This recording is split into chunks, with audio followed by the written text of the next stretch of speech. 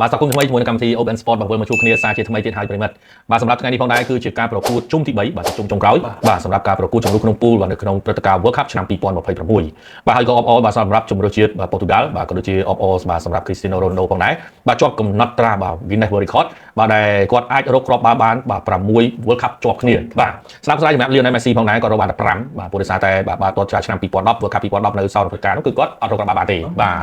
បាទប៉ុន្តែសម្រាប់ Cristiano Ronaldo គឺ6លើករកគ្រាប់បាល់បានទាំង6លើកបាទជាប់កំណត់ត្រាបាទ Guinness World Record បាទហើយក៏ជាកីឡាករប៉ូទុយហ្គាល់ដែលរកគ្រាប់បាល់បានច្រើនជាងគេនៅ World Cup ដែរបាទអញ្ចឹងសម្រាប់ Cristiano Ronaldo ក៏អបអរសម្រាប់គាត់មែនតើបាទសម្រាប់2គ្រាប់យុគមិញបាទស្ដាយដល់បន្ថែមមួយគ្រាប់ទៀតមក hat-trick បាទស្ដាយដែរបាទបានន័យថា Cristiano Ronaldo គាត់អត់រកគ្រាប់បាល់បានច្រើនមែនតែគាត់បានបំបែកកម្ម Guinness បាទអញ្ចឹងយើងឃើញថា Messi ទោះមិនក៏ដោយអត់មានកំណត់ត្រា Guinness World Record ដូចពូដូបាទប៉ុន្តែយ៉ាងណាមិញក៏គាត់នៅតែជាប់ឈ្មោះគឺជាកំណត់ត្រាសម្រាប់ World Cup ដូចគ្នាដោយសារតែរកគ្រាប់បាល់បាន18គ្រាប់ហើយអញ្ចឹងមានន័យថាសម្រាប់កំណត់ត្រាមួយនេះគឺពិបាកនៅក្នុងការបាទគេថាវ៉ាងតិចហើយបាទហើយសម្រាប់ Guinness World Record អូខេបាទហើយសម្រាប់Lionel Messi ក៏ជាប់ឈ្មោះនៅក្នុងតារាង World Cup នេះក៏យូរដែរបាទបើសិនជាយើងប្រៀបធៀបបាទអ្នកដែលរកគ្រាប់បាល់បានច្រើនជាងគេគឺ Klose បាទគឺ16គ្រាប់បាទសូម្បីតែ Pele ក៏មិនដល់នឹងដែរបាទសូម្បីតែ Ronaldo Brazil ក៏មិនដល់នឹងដែរបាទ14គ្រាប់អញ្ចឹងយើងឃើញថាសម្រាប់ Lionel Messi ទើបតែ2ប្រកួតក៏រកបាន18គ្រាប់មកគ្រប់18គ្រាប់បាទរក18គ្រាប់ហើយនៅសល់ការប្រកួតច្រើនតទៀតហើយការប្រកួតចុងក្រោយគឺជុំទី3នេះបើរកគ្រាប់បាល់បានទៀតថែមទៀតដែរបាទហើយបើសិនជាក្នុងការឡើងទៅកាន់វគ្គ32រកគ្រាប់បាល់ទៀតទៀតអាបូបន្តបាទអញ្ចឹងសម្រាប់ការប្រកួតនេះយើងអាចនិយាយបានថានៅសល់ពេលវេលាវែងឆ្ងាយបាទហើយសម្រាប់ការប្រកួតការប្រយុទ្ធមិញប្រិយមិត្តសួរថាតើប៉ូទុយហ្គាល់លើកមិញលេងមិនដែរបាទទៅរួចដែរទេបាទមើលទៅទំនងទេបាទគាត់នឹងជម្រាបជូនប្រិយមិត្តថាមិនទាន់អាចនិយាយបានដែរមូលហេតុអីដែលខ្ញុំនិយាយថាទម្រង់លេងរបស់ប៉ូទុយហ្គាល់មិនទាន់អាចនិយាយបានដែរក៏ព្រោះតែក្រុមដែលគាត់ប៉ះនោះគឺវាមានកម្រិតតូចតាចមែនទេបាទបើសិនជាយើងនិយាយពីកម្រិតយូបេគីស្ថាននេះវិញគឺស្ថិតនៅក្នុងតំបន់អាស៊ីរបស់យើងអញ្ចឹងកម្រិតរបស់គាត់នៅទាបបាទនៅទាបណាស់ហើយការប្រកួតការប្រយុទ្ធមិញនេះយើងសឹងតែនិយាយបានថាប្រសិនបើប៉ូទុយហ្គាល់ប្រឹងខ្លាំងជាងនឹងទៀតហ្នឹងបាទមិនមែនប៉ុណ្ណេះគ្រាប់ទេបាទវាអាចច្រើនជាងនឹងទៀតបាទប៉ុន្តែយើងក៏បានមើលឃើញដែរបាទសម្រាប់លោកគ្រូបាទគាត់បាទព្យាយាមដោះដូរកីឡាករមួយចំនួនបាទព្រោះដោយសារតែគាត់ក៏ចង់ដឹងអំពីបាទសមត្ថភាពក៏ដូចជាលទ្ធភាពរបស់កីឡាកររបស់គាត់ដែរបាទព្រោះដោយសារតែការដាក់កីឡាករគឺត្រូវទាមទារបាទឲ្យមានភាពច្បាស់លាស់បាទអញ្ចឹងបើសិនជាប្រិយមិត្តចូលចង់ដឹងថាតើមិនដែរប៉ូទុយហ្គាល់យ៉ាងម៉េចខ្ញុំនៅតែអាចនិយាយបន្តទៀតបានថានៅទេបាទរងចាំការប្រកួតចុងក្រោយបាទដែលជាក្រាស់មួយកូឡុំប៊ីយើងអាចដឹងថាទៅយ៉ាងណាព្រោះថាសារតែគាត់ទាំងពីរនាក់នេះគឺទាមទារបាទលទ្ធផលល្អដូចគ្នាបាទព្រោះដោយសារតែអ្នកលេខ2បាទពូ K នឹងត្រូវប៉ះអ្នកលេខ2ពូ L ហើយឥឡូវនេះសម្រាប់អង់គ្លេសនៅអត់ទាន់ប្រកាសថានៅក្នុងស្ថិតនៅក្នុងលេខទី1ទេបាទចំណាត់ថ្នាក់លេខ1ទេអញ្ចឹងវាជារឿងមួយដែលពិបាកដូចគ្នាបាទពិបាកដូចគ្នាប្រសិនបើប៉ូទុយហ្គាល់អត់អាចបាទឈរលើកំពូលតារាងបានទេឈរលេខទី2គណៈពេលដែលអង់គ្លេសក៏ឈរលេខទី2ដែរនោះក្រុមទាំងពីរនឹងត្រូវប៉ះគ្នាជាមិនខានបាទតែអង់គ្លេសអាចទៅរួចទេនៅលេខ2នោះមិនអាចទេបាទយើងនិយាយថាមិនអាចប៉ុន្តែក៏មិនប្រកាសថាអាចដែរបាទអញ្ចឹងសម្រាប់រឿងរ៉ាវនេះគឺយើងមិនទាន់ដឹងច្បាស់ 100% នៅឡើយទេអំពីទម្រង់លេងព្រោះតែក្រុមដែលគាត់ប៉ះការពីយុគមិញនេះគឺរៀងស្ដៅតិចហើយបាទសម្រាប់យូបេគីស្ថាននេះបាទត្បិតកីឡាករមើលទៅមានកាយសម្បត្តិល្អប៉ុន្តែយើងមើលកម្រិតនៅក្នុងការលេងមានការស្ទាក់ស្ទើរមែនទែនការបិទការ press ក៏នៅមានកម្រិតបាទអញ្ចឹងសម្រាប់ប្រកួតបន្ទាប់គឺប៉ះជាមួយនឹងកូឡុំប៊ីទេដែលជាការប្រកួតស៊ីសាច់គាត់ឈាមបាទព្រោះដោយសារតែបើស្ថិតនៅក្នុងលេខរៀងទី1គាត់រៀងស្រួលក៏អីបន្តិចបាទតែបើស្ថិតនៅក្នុងលេខរៀងទី2នឹងត្រូវប៉ះជាមួយនឹងលេខ2ពូ L បាទអញ្ចឹងចំណុចនេះគឺជាចំណុចសំខាន់មែនទែនហើយសម្រាប់ពីលេខ2ពូ L នេះគឺរកមិនទាន់ឃើញទេបាទរវាងអង់គ្លេសបាទជាមួយហ្គាណាជាមួយនឹងក្រូអាតបាទគឺនៅរកអត់ទាន់ឃើញទេបាទហើយសម្រាប់អង់គ្លេសយកមិញនេះគឺឃើញថាធ្វើអីហ្គាណាមិនចេញទេបាទហើយអញ្ចឹងសម្រាប់រឿងរ៉ាវនេះក្រូអាតហ្នឹងក៏មិនជាណាស់ណាដែរបាទព្រោះស៊ីប៉ាណាម៉ាមិនចេញផងបាទប៉ុន្តែយ៉ាងណាមិញគឺសម្រាប់ប៉ាណាម៉ាគឺត្រូវបានបញ្ចប់តួនាទីនៅត្រឹមនេះឯងបាទអញ្ចឹងក្រុមដែលធ្លាក់គឺយើងបានរកឃើញហើយបាទមានដូចជាបាទហៃទីបាទទូគីបាទមានទុយនីស៊ីបាទមានហ្សដង់ហើយជាមួយនឹងប៉ាណាម៉ានេះឯងបាទរកឃើញក្រុមដែលធ្លាក់បដាហើយសម្រាប់យប់នេះក៏នឹងរកឃើញបន្ថែមទៀតបាទរកឃើញបន្ថែមទៀតគឺរកក្រុមឲ្យអស់12ក្រុមហើយបូកជាមួយនឹង4ក្រុមដែលលេខ3ល្អបន្ថែមទៀតបាទអញ្ចឹងសម្រាប់ការប្រកួតនៅក្នុងរាត្រីនេះគឺជាការប្រកួតដែលនិយាយបានថារៀងក្តៅបន្តិចដែរប៉ុន្តែសម្រាប់ម្ចាស់ផ្ទះមេស៊ីកូដូចជាមិនសូវជាក្តៅប្រហែលទេបាទព្រោះដោយសារតែគាត់ស្ថិតនៅក្នុងលេខរៀងទី1ដែលស្វ័យប្រវត្តិណាប្រិមិត្តបាទសម្រាប់មេស៊ីកូអញ្ចឹងយប់នេះមេស៊ីកូខ្ញុំព្រួយបារម្ភថាគាត់គេថាលេងតែលក្ខណៈលេងបាទទោះបីជាគាត់ចាញ់ទៅលើឆិចក៏មេស៊ីកូនេះឈរលើកំពូលតារាងដែរបាទអញ្ចឹងមានន័យថាសម្រាប់គាត់គឺអត់មានអីបញ្ហាទេបាទសម្រាប់មេស៊ីកូបាទចំណុចនេះគឺជាចំណុចមួយដែរបាទយើងមានការភ័យខ្លាចនោះគឺកូរ៉េខាងត្បូងអញ្ចឹងយប់នេះគឺកូរ៉េបាទស្អែកព្រឹកមិនមែនយប់ទេបាទស្អែកគឺកូរ៉េខាងត្បូងនេះគឺត្រូវតែធ្វើយ៉ាងណាត្រូវតែយកឈ្នះលើសោតអាហ្វ្រិកាបើមិនអញ្ចឹងទេគាត់ត្រូវប្រទីនបតុងមែនតើបាទគាត់ត្រូវប្រទីនបតុងខ្លាំងបើមិនក្នុងករណីដែលបែរជាមេស៊ីកូទៅជាធ្វើធម្មតាបាទចាញ់ទៅលើបាទនេះវិញគឺឆិចវិញអាហ្នឹងគឺធ្ងន់កបាទអញ្ចឹងសម្រាប់កូរ៉េគឺត្រូវទាមទារឈ្នះដើម្បីឲ្យសុវត្ថិភាពនៅក្នុងពូបាទនេះឯងគឺត្រូវស្ថិតនៅក្នុងលេខរៀងទី2បាទតែយ៉ាងណាមិញគឺសម្រាប់ការលេងនៅក្នុងលេខរៀងទី2នេះគឺកូរ៉េខាងត្បូងនឹងអាចនឹងត្រូវប៉ះបាទលេខ2ពូល B ផងដែរបាទហើយសម្រាប់លេខ2ពូល B គឺយើងរកមិនទាន់ឃើញទេណាបាទប៉ុន្តែយើងគ្រាន់តែដឹងថាប្រហែលជាអត្រាខ្ពស់គឺស្វីស័រឡែនបាទស្វីស័រឡែនដោយសារតែយើងឃើញស្វីគឺគាត់ស្មើជាមួយនឹងកាតាបាទអញ្ចឹងប្រសិនបើកាតាយប់នេះឈ្នះបូស្នៀ បាទ កាតាឡើងចូលលេខ3 បាទកាតាឡើងចូលលេខ3ប៉ុន្តែដោយសារតែបន្ទុករវាងស្វីសនិងកាតាហ្នឹងគឺស្មើគ្នាបាទ head to head ស្មើគ្នាព្រោះអត់មានអ្នកឈ្នះទេអញ្ចឹងគេលើកគ្រាប់បាល់អញ្ចឹងកាតានៅតែចូលលេខរៀងទី3ដដែលអញ្ចឹងយប់នេះអាចនឹងកាណាដាហើយជាមួយនឹងស្វីសឡែនគេបូគ្នាណាបាទអាចនិយាយថាតែលេងធម្មតាបាទចាប់ដៃគ្នាឡើងធម្មតាប៉ុន្តែអ្នកដែលបាទឲ្យកាប់ចាក់គ្នានោះគឺបាទបូស្នីនិងកាតាបាទគាត់ទាំងពីរអ្នកនេះប្រសិនបើមានម្នាក់បាទយកឈ្នះបានគាត់នឹងទទួលបាន4បន្ទុកហើយបើបាន4បន្ទុកមានន័យថាគាត់អត្រាខ្ពស់មែនតើបាទនៅក្នុងការបាទស្ថិតនៅក្នុងលេខរៀងលេខ3ល្អបាទព្រោះមកដល់ពេលនេះគឺលេខ3ល្អមានដូចជាកុងហ្គោអេក្វាដ័របាទគឺអត់ទាន់មានបន្ទុកច្រើនទេគឺមានតែមួយបន្ទុកដូចគ្នាខណៈពេលដែលសេនីហ្គាល់ទើបអត់មានបន្ទុកទេលេខ3ល្អមែនតែអត់ទាន់មានបន្ទុកទេនៅ0នៅឡើយបាទអញ្ចឹងចំណុចនេះគឺជាចំណុចមួយដែលបាទកាតាហើយនិងបូស្នីយំនេះគេហៅថាដាក់កបិតដាក់តាំងតោម្លេតតាមខ្លួនហើយបាទអត់អាចបាទឲ្យគេឈ្នះបានទេបាទអត់អាចលាក់ជើងបានទៀតដែរបាទសម្រាប់ basic បាទសម្រាប់ពូរបស់ basic គឺជាពូដែលមើលទៅបាទយ៉ាប់យើងជាងគេជាងឯងបាទសម្រាប់ពូជីបាទសម្រាប់ពូ basic នេះបាទយើងឃើញថាធៀងតានតឹងដែរបាទបើមកដល់ពេលនេះគឺបន្ទុកនឹងមើលដូចជាមិនដាច់គ្នាប្រហែលទេបាទសិតតែនៅអ្នកសិតតែអ្នកដែលអាចនៅជាប់បានទាំងអស់គ្នាការប្រកួតចុងក្រោយរបស់ basic គឺនឹងត្រូវប៉ះជាមួយនឹង New Zealand បាទគណៈពេលការប្រកួតចុងក្រោយរបស់ Egypt ប៉ះជាមួយនឹងអ៊ីរ៉ង់បាទអញ្ចឹងចំណុចនេះគឺយើងថាសម្រាប់អ៊ីរ៉ង់គឺមិនទាន់ចាញ់ដល់ឡើយទេបាទនេះអាចនឹងស្មើបន្តទៀតបាទអញ្ចឹងសម្រាប់ basic គឺត្រូវព្យាយាមខំប្រឹងប្រែងឈ្នះណាបាទប្រយ័ត្នតែគាត់អត់អាចឈ្នះទៅលើ New Zealand បានទេបានត្រឹមតែស្មើគាត់អាចនឹងស្ថិតនៅក្នុងលេខរៀងទី3ល្អបាទហើយលេខ3ល្អមិនប្រកាសថាគាត់អាចនឹងបានស្ថិតក្នុងលេខ3ល្អទៀតបាទព្រោះគេនៅមានការប្រកួតតទៀតបាទអញ្ចឹងសម្រាប់ basic គឺត្រូវប្រឹងប្រែងមែនទែនប៉ុន្តែក៏ចាំអ៊ុតលទ្ធផលដែរបាទឧបត្ថម្ភថាការប្រកួតយប់នេះអញ្ចឹងបាទប្រសិនបើក្នុងករណីបូស្នីនិងកាតានេះគេស្មើគ្នាគេមានតែ2ពងបាទបាទភាគរយ basic គេខ្ពស់ដែរបាទនៅលេខ3ល្អអញ្ចឹងណាបាទអញ្ចឹងជំរាបជូនប្រិយមិត្តអញ្ចឹងបាទសរុបមកអាយដមសម្មិញ over crow អាតបាទបាទខ្ញុំឲ្យវាយពុកតង្កាល់ទៅបាទប្រិយមិត្តបើសិនជាយប់មិញមាន over ណា over តែមួយឈ្នះតែមួយហ្នឹងឯងបាទហើយធ្វើមិនប្រិយមិត្តបាទហើយសម្មិញខ្ញុំឲ្យរង2ឯណាបាទរង2មិនទៅបាទនិយាយថាខុសឲ្យនិយាយត្រូវខ្លះមកនេះបាទអាសងទីនឡើងទៅប៉ះកាវើតបាទមិនដឹងមើលល្អអូយតកាយចាញ់អេស្ប៉ាញអញ្ចឹងស្អីគេទៅយើងកំហួយបាទបាទបងខ្លាបាទមុខដូចម៉ាប់ឆ្វេងយ៉ាបាទមុខដូចម៉ាប់ឆ្វេងទៀតបាទបាទសុំអាវមែនយូពាក់ខ្លួនទៀតយ៉ាដោះឲ្យទៅបាទចឹងស្វាគមន៍ប្រិមត្តយើងតិចសិនទៅមុនយើងនិយាយអំពីគូថ្ងៃនេះហើយក៏អ្វីគ្រប់បែបយ៉ាងក៏និយាយថ្ងៃនេះគឺខួបកំណើតរបស់ Lionel Messi បាទនៅ39បាទ39ឆ្នាំបាទឆ្នាំក្រោយគឺ40បា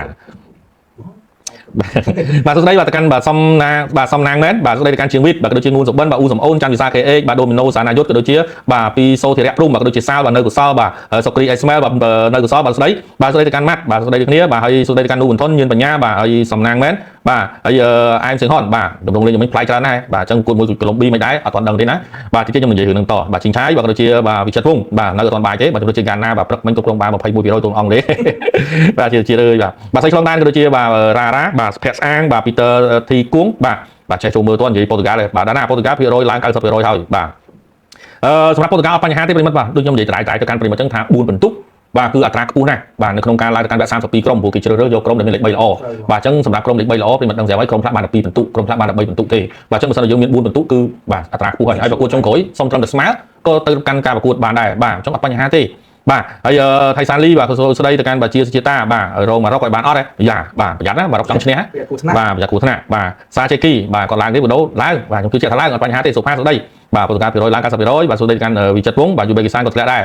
របាទរឿងណារ៉េតបាទអ៊ីងគ្លីសយប់មិញសំដែងសមបាទសាផ្លៃសាបាទពូបាទប្រូស្មោះអស់ត្រឹមហៃបាទប្រូស្មោះអស់ត្រឹមហៃបាទងួនមករឹតបាទស្ដីបាទកូរ៉េត្បូងទាន់មក8ព្រឹកបាទយងខ្វាន់សាន់ទីអាហ្គូបាទចាំទៅមើល admin Tiger ទៅបាទស្ដីកាន់ធីឡៃអិនបញ្ជាចេតាបាទយិនកំហ៊ូបាទហើយសួស្ដីគ្នាបានជីចៅជីឡុងបាទសួស្ដីគ្នាបាទលៀនញ៉ាំដាវ៉ាន់ដែកបាទវែងឆ្ងាយណាស់ឈ្មោះបាទជឿនចនបាទover ស្វីបានអត់ទេបើគូដែល over តំណងគឺបូស្នីបាទមួយកតាគាត់ពីណាគេហៅថាដាក់ម្លេតដាក់បថៅកំបិតអីមកតាមខ្លួនអត់មានលះអីទេបាទអត់មានលះអត់មានលុយអីទេបាទគឺដាក់យកហើយបាទបើសិនជាយើងនិយាយអំពីគូ Switzerland នេះ over បានអត់កុំអីបាទគាត់ទាំងពីរនាក់ហ្នឹងគេហៅថាចាប់ដៃគ្នាបាទទៅមុខហើយបាទអញ្ចឹងគាត់ស្មើគ្នាគឺគាត់ទៅមុខដូចគ្នាបាទ Swiss លេខ2ក៏គាត់យល់ព្រមកាណាដាលេខ1ក៏គាត់យល់ព្រមអត់បញ្ហាទេអញ្ចឹងអ្នកបន្ទូសារាយគ្នាយើងដឹងហើយបាទសម្រាប់គូនេះបាទសម្រាប់កាណាដាហើយ Swiss ដូចជាលក្ខណៈថាគាត់ឈៀទេបាទមិនជាបញ្ហាទេមិនជាបញ្ហាអាចថាសូនស្មើក៏អត់បញ្ហាបាទបងរបស់ខ្ញុំឲ្យបងបាទលក្ខណៈស្វីជាមួយនឹងកាណាដាជំនេះបាទ final ចង់ឲ្យបារាំងប៉ះអាសង់ទីនណាបាទអាចដែរបាទព្រោះគាត់ទាំងពីរនាក់ប្រសិនបើនៅលេខ1ដូចគ្នាគឺស្ថិតនៅក្នុងបាទតារាងស្វែងស្ដាំបាទម្នាក់ល្វែងខុសគ្នាម្នាក់ទៅ A ម្នាក់ទៅ B បាទទីទៀតខ្ញុំនឹងបង្ហាញតារាងជូនដល់កាន់ប្រិមិត្តបាទអញ្ចឹងស្វាគមន៍ប្រិមិត្តតិចសិនខ្ញុំនឹងបង្ហាញតារាងជូនបាទហើយគីយូគីនបាទស្ដីដូចគ្នាបាទបានថាពីរុនបាទប៉ូទុយហ្គាល់យំមិញល្អណាស់បាទក្រុម rating on ជាងក្រុមលេងបាទកំតនអាបាទដូចខ្ញុំនិយាយអញ្ចឹងហើយសម្រាប់ប៉ូទុយហ្គាល់ទោះបីជាគាត់លេងយកឈ្នះក្រុមដែលរៀងលំបាក បាទក្រុមដែលមិនសូវខ្លាំងលេងបានប៉ុណ្ណេះក៏ចាត់ទុកថាជារឿងល្អទៅបាទហើយយើងឃើញហើយអង់គ្លេសស៊ីមិនបានផងបាទអញ្ចឹងក៏យើងអាចនិយាយបានថាប៉ូទុយហ្គាល់ក៏គេធ្វើបានល្អហើយប៉ុន្តែយ៉ាងណាមិញគឺរងចាំបន្តទៀតខ្ញុំនិយាយទៅជូនប្រិយមិត្តដដែលអញ្ចឹងថាត្រូវតែរងចាំរហូតដល់ការប៉ះជាមួយនឹងក្រុមខ្លាំងមកយើងដឹងថាកម្រិតលេងរបស់គាត់ប៉ុណ្ណាបាទសូមលេខកាន់ពូសានបាទជន CA ពុនលោកបាទចែកឲ្យច្បាស់បាទគង់វងសូមលេខកាន់បាទការ៉ៃ ST បាទសានតារ៉ាបាទក៏ដូចជាបាទសីហារតនាបាទមហាទេស្មាមេបាទធួងប៊ុនថៃបាទសូមមុនមេមុតក៏ដូចជាបាទផនភឿនបាទខៅដៅសុកលៀបបាទហើយសូមលេខកាន់ហេដស្មីកាដេកែនសន្តិបាទសូវ៉ាន់ជីបាទសូមលេខកាន់វេលីសូក៏ដូចជាថៃសានលីបាទនៅអាមេរិកក៏មើលតាម live ដែរយេទិញសបុតចូលមើលទៅបាទកន្លែងល្មមៗណាបាទសុខចិត្តមើលឃើញកីឡាករទូទៅបានទៅចូលរួមគេដែរបាទរ៉ូណាល់ញ៉ូចុះកុងត្រាលើកទី3អ៊ីតាលីមែនអត់ទៅចុះធ្វើអីគេរ៉ូណាល់ញ៉ូហ្នឹងបាទហើយពន្លកបាទសុំជេរច្បាស់មកហើយអូយបាទបាទតារារះបាទសួស្ដីបាទលោកពូបាទក៏ដូចជាបាទនាយក្រីបាទបែកគ្នាយូរអាសាចូលមើលបងអីកូរ៉េធ្លាក់មិនកូរ៉េគេមានបន្ទុក3បន្ទុករបស់គេអីបាទស៊ីមសារ៉ាត់បាទសួស្ដីកាន់បាទយងខ្វាន់សាន់ទីហ្គោបាទនៅហ្គេមប៉ូទុយហ្គាល់មើលអាសង់ទីនអត់អាចកើតឡើងទេប្រសិនបើក្នុងករណីអាសង់ទីនក៏លេខ1ប៉ូទុយហ្គាល់ក៏លេខ1ឥឡូវអាសង់ទីនក៏លេខ1ណាប្រិមត្តបាទអាសង់ទីនលេខ1ដល់ហើយប្រសិនបើប៉ូទុយហ្គាល់អាចយកឈ្នះទៅលើកូឡុំប៊ីបានប៉ូទុយហ្គាល់នឹងឈរលើរៀងទី1អញ្ចឹងគាត់នៅស្ថិតនៅក្នុងបាទតារាងខាងស្ដាំដូចគ្នាអញ្ចឹងគាត់ទាំងពីរនាក់នឹងត្រូវប៉ះគ្នាវគ្គ8ក្រុមចុងក្រោយបាទគាត់ឈ្នះដូចគ្នាអញ្ចឹងករណីដែលគាត់អាចប៉ូទុយហ្គាល់និងអាសង់ទីនអាចប៉ះគ្នាវគ្គប្រៃគ្រាប់បានលុះត្រាតែប៉ូទុយហ្គាល់ឈរលើរៀងទី2បាទនឹងត្រូវបាទផ្លាស់ប្ដូរទៅកាន់បាទជំហានខាងឆ្វេងវិញបាទអញ្ចឹងគាត់បាច់ប៉ះគ្នាវគ្គប្រៃគ្រាប់បានបាទសម្រាប់ក្រុមកាណាដាគាត់លេងលក្ខណៈថាឈៀលទេប្រយ័ត្នមែនទែនបាទអ៊ឿនម៉ែក្រាបាទសីហារតនាក៏ដូចជាបាទសៃឡាបាទអេសកាវ៉ាទ័រសម្រាប់ជួលបាទហើយប៉ាគួយអ៊ីងបាទដីលក់ខេតកែបបាទបូរ៉ាក៏ដូចជាយុទ្ធបាទប្រូឌីស៊ីងដលបាទបូបាទប្រេស៊ីតអាចលេងលេខ2អត់តែទៅជួបមេស៊ីកូគ្រាន់ជាជប៉ុនណាបាទហេកុំថនអាបាទសម្រាប់ជប៉ុនហូឡង់នោះមិនទាន់ដឹងថាណាឡើងណាធ្លាក់ដែរបាទប្រូឌីស៊ីងដលបាទផលសុភាគេមិនដែលទៅឲ្យលេខ1ប៉ះជាមួយក្រុមខ្លាំងទេបាទប្រិមិត្តបាទគេត្រូវតែខ្វែងឲ្យលេខ1អនផុតទៅប៉ះលេខ2ដែរបាទអញ្ចឹងវាគេហៅថាមុជជាមិនផុតទេបាទមុជទៅណាក៏ជាមិនផុតដែរហើយបើសិនជាយើងចូលលេខ1អាហ្នឹងគេឃើញបាទក្រុមមួយចំនួនគឺត្រូវប៉ះជាមួយនឹងលេខ3បាទអាហ្នឹងចំណុចហ្នឹងណាតែគ្មានក្រុមណាដែលខំប្រឹងទម្លាក់ខ្លួននៅលេខ2ហើយដូចជាប៉ូទុយហ្គាល់អញ្ចឹងបើប៉ូទុយហ្គាល់ស្ថិតនៅក្នុងលេខទី2ត្រូវប៉ះណាណែមកប៉ះប្រេស៊ីលមកប៉ះបារាំងទេបាទនៅតែធ្ងន់កដូចគ្នាទេគិតទៅណាក៏មិនរួចដែរព្រោះវគ្គ16ក្រុមទៅសិតតែជើងខ្លាំងបាទសម្រាប់ប៉ូទុយហ្គាល់គឺត្រូវការចូលលេខ1ដាច់ខាតដើម្បីរៀនរក្សាកុំឲ្យក្តៅពេកណាថាកុំឲ្យក្តៅគុកពេកម្យ៉ាងម្នាក់ដែរទេបាទព្រោះនៅខាងពូខាងស្ដាំអាសង់ទីនឲ្យអង់គ្លេសទៀតបាទអញ្ចឹងវានៅតែយើងធ្ងន់ដែរទេបាទខាងណាក៏ធ្ងន់ដែរនិយាយឲ្យអស់ទៅបាទខាងណាក៏ធ្ងន់ដែរបាទបាទប៉ូទុយហ្គាល់ប៉ះសិតក្រុមខ្លាំងប៊ីនបូបាទបូរ៉តបាទញីឆាឌីបាទក៏ដូចជាប្រូស្មោះអត់ត្រឹមហៃបាទហើយណនសូគីមបាទយក3ប្រទេសមករុកបារាំងក្រូអាតបាទសម្រាប់លើកទៀនអូយបាទក្រូអាតទៅរួចទេក្រូអាតនេះបើថាប៉ះក្រុមមក32នេះរួចទៅហើយទៅហើយក្រូអាតមិនមែនក្រូអាតកាលពី8ឆ្នាំមុនទេបងប្អូនគឺលេខប្រមិញតឹងមែនតើខ្ញុំមើលការ live តឹងមែនតើក្រូអាតលេខអូយអត់មានប្រយុទ្ធកណ្ដាលណាដែលបញ្ចប់ទីអត់កើតតែម្ដងគឺសម្រាប់ក្រូអាតនេះយូរហ្នឹងនិយាយលេខ3ល្អទៀតអត់មើលទៀតបាទយូរហ្នឹងលេខ3ល្អហ្នឹងអត់ជាប់ទៀតបាទមិនស្រួលទេបាទចាំមើលយប់នេះលេខ3គេបានប្រហែលគ្រាប់បាទចំណាននេះបាទលេងអីយប់នេះតាដល់ហើយជឿនលឿនជាយើងយ៉ងបាទនិយាយពីបាទជប៉ុនខ្លះផងបាទជាតិដល់ហើយបាទជាជាតិបាទចំនួនជាតិកូរ៉េត្បូងប្រកួតស្មើដូចឈ្នះបកចូលលេខ2ឲ្យតែស្មើបាទហើយប៉ុន្តែដូចខ្ញុំនិយាយអញ្ចឹងណាកូរ៉េខាងត្បូងស្មើអូខណាបាទកូរ៉េខាងត្បូងស្មើចូលបើក្នុងករណីដែលឆែកគេឈ្នះបាទមិនសិកោមិនវិញបាទនឹងមានរឿងតែនិយាយគ្នាកុំភ្លេចកូរ៉េខាងត្បូងអត់មានគ្រាប់ចំណេញណាហើយបងសុំគ្រាប់ចំណេញហើយចូលបើក្នុងករណីក៏ស្មើគ្នាក៏សូនគ្រាប់ចំណេញដែរហើយចូលបើក្នុងករណីឆែកគេឈ្នះប៉ុន្តែដោយសារតែឆែកគឺបានចាញ់កូរ៉េត្បូងហើយបាទអញ្ចឹងគេគិតទៅលើបាទ head to head បាទតែយើងណាក៏ដោយក៏កូរ៉េគឺមិនអាចបាទចាញ់បានស្រួលទេបាទព្រោះដោយសារតែគាត់ក៏ត្រូវការបាទលេខ1ដូចគ្នាបាទលេខ1ដូចគ្នាប្របាល់ទី2ក៏ត្រូវការបន្ទុកខ្លាំងដែរបាទអញ្ចឹង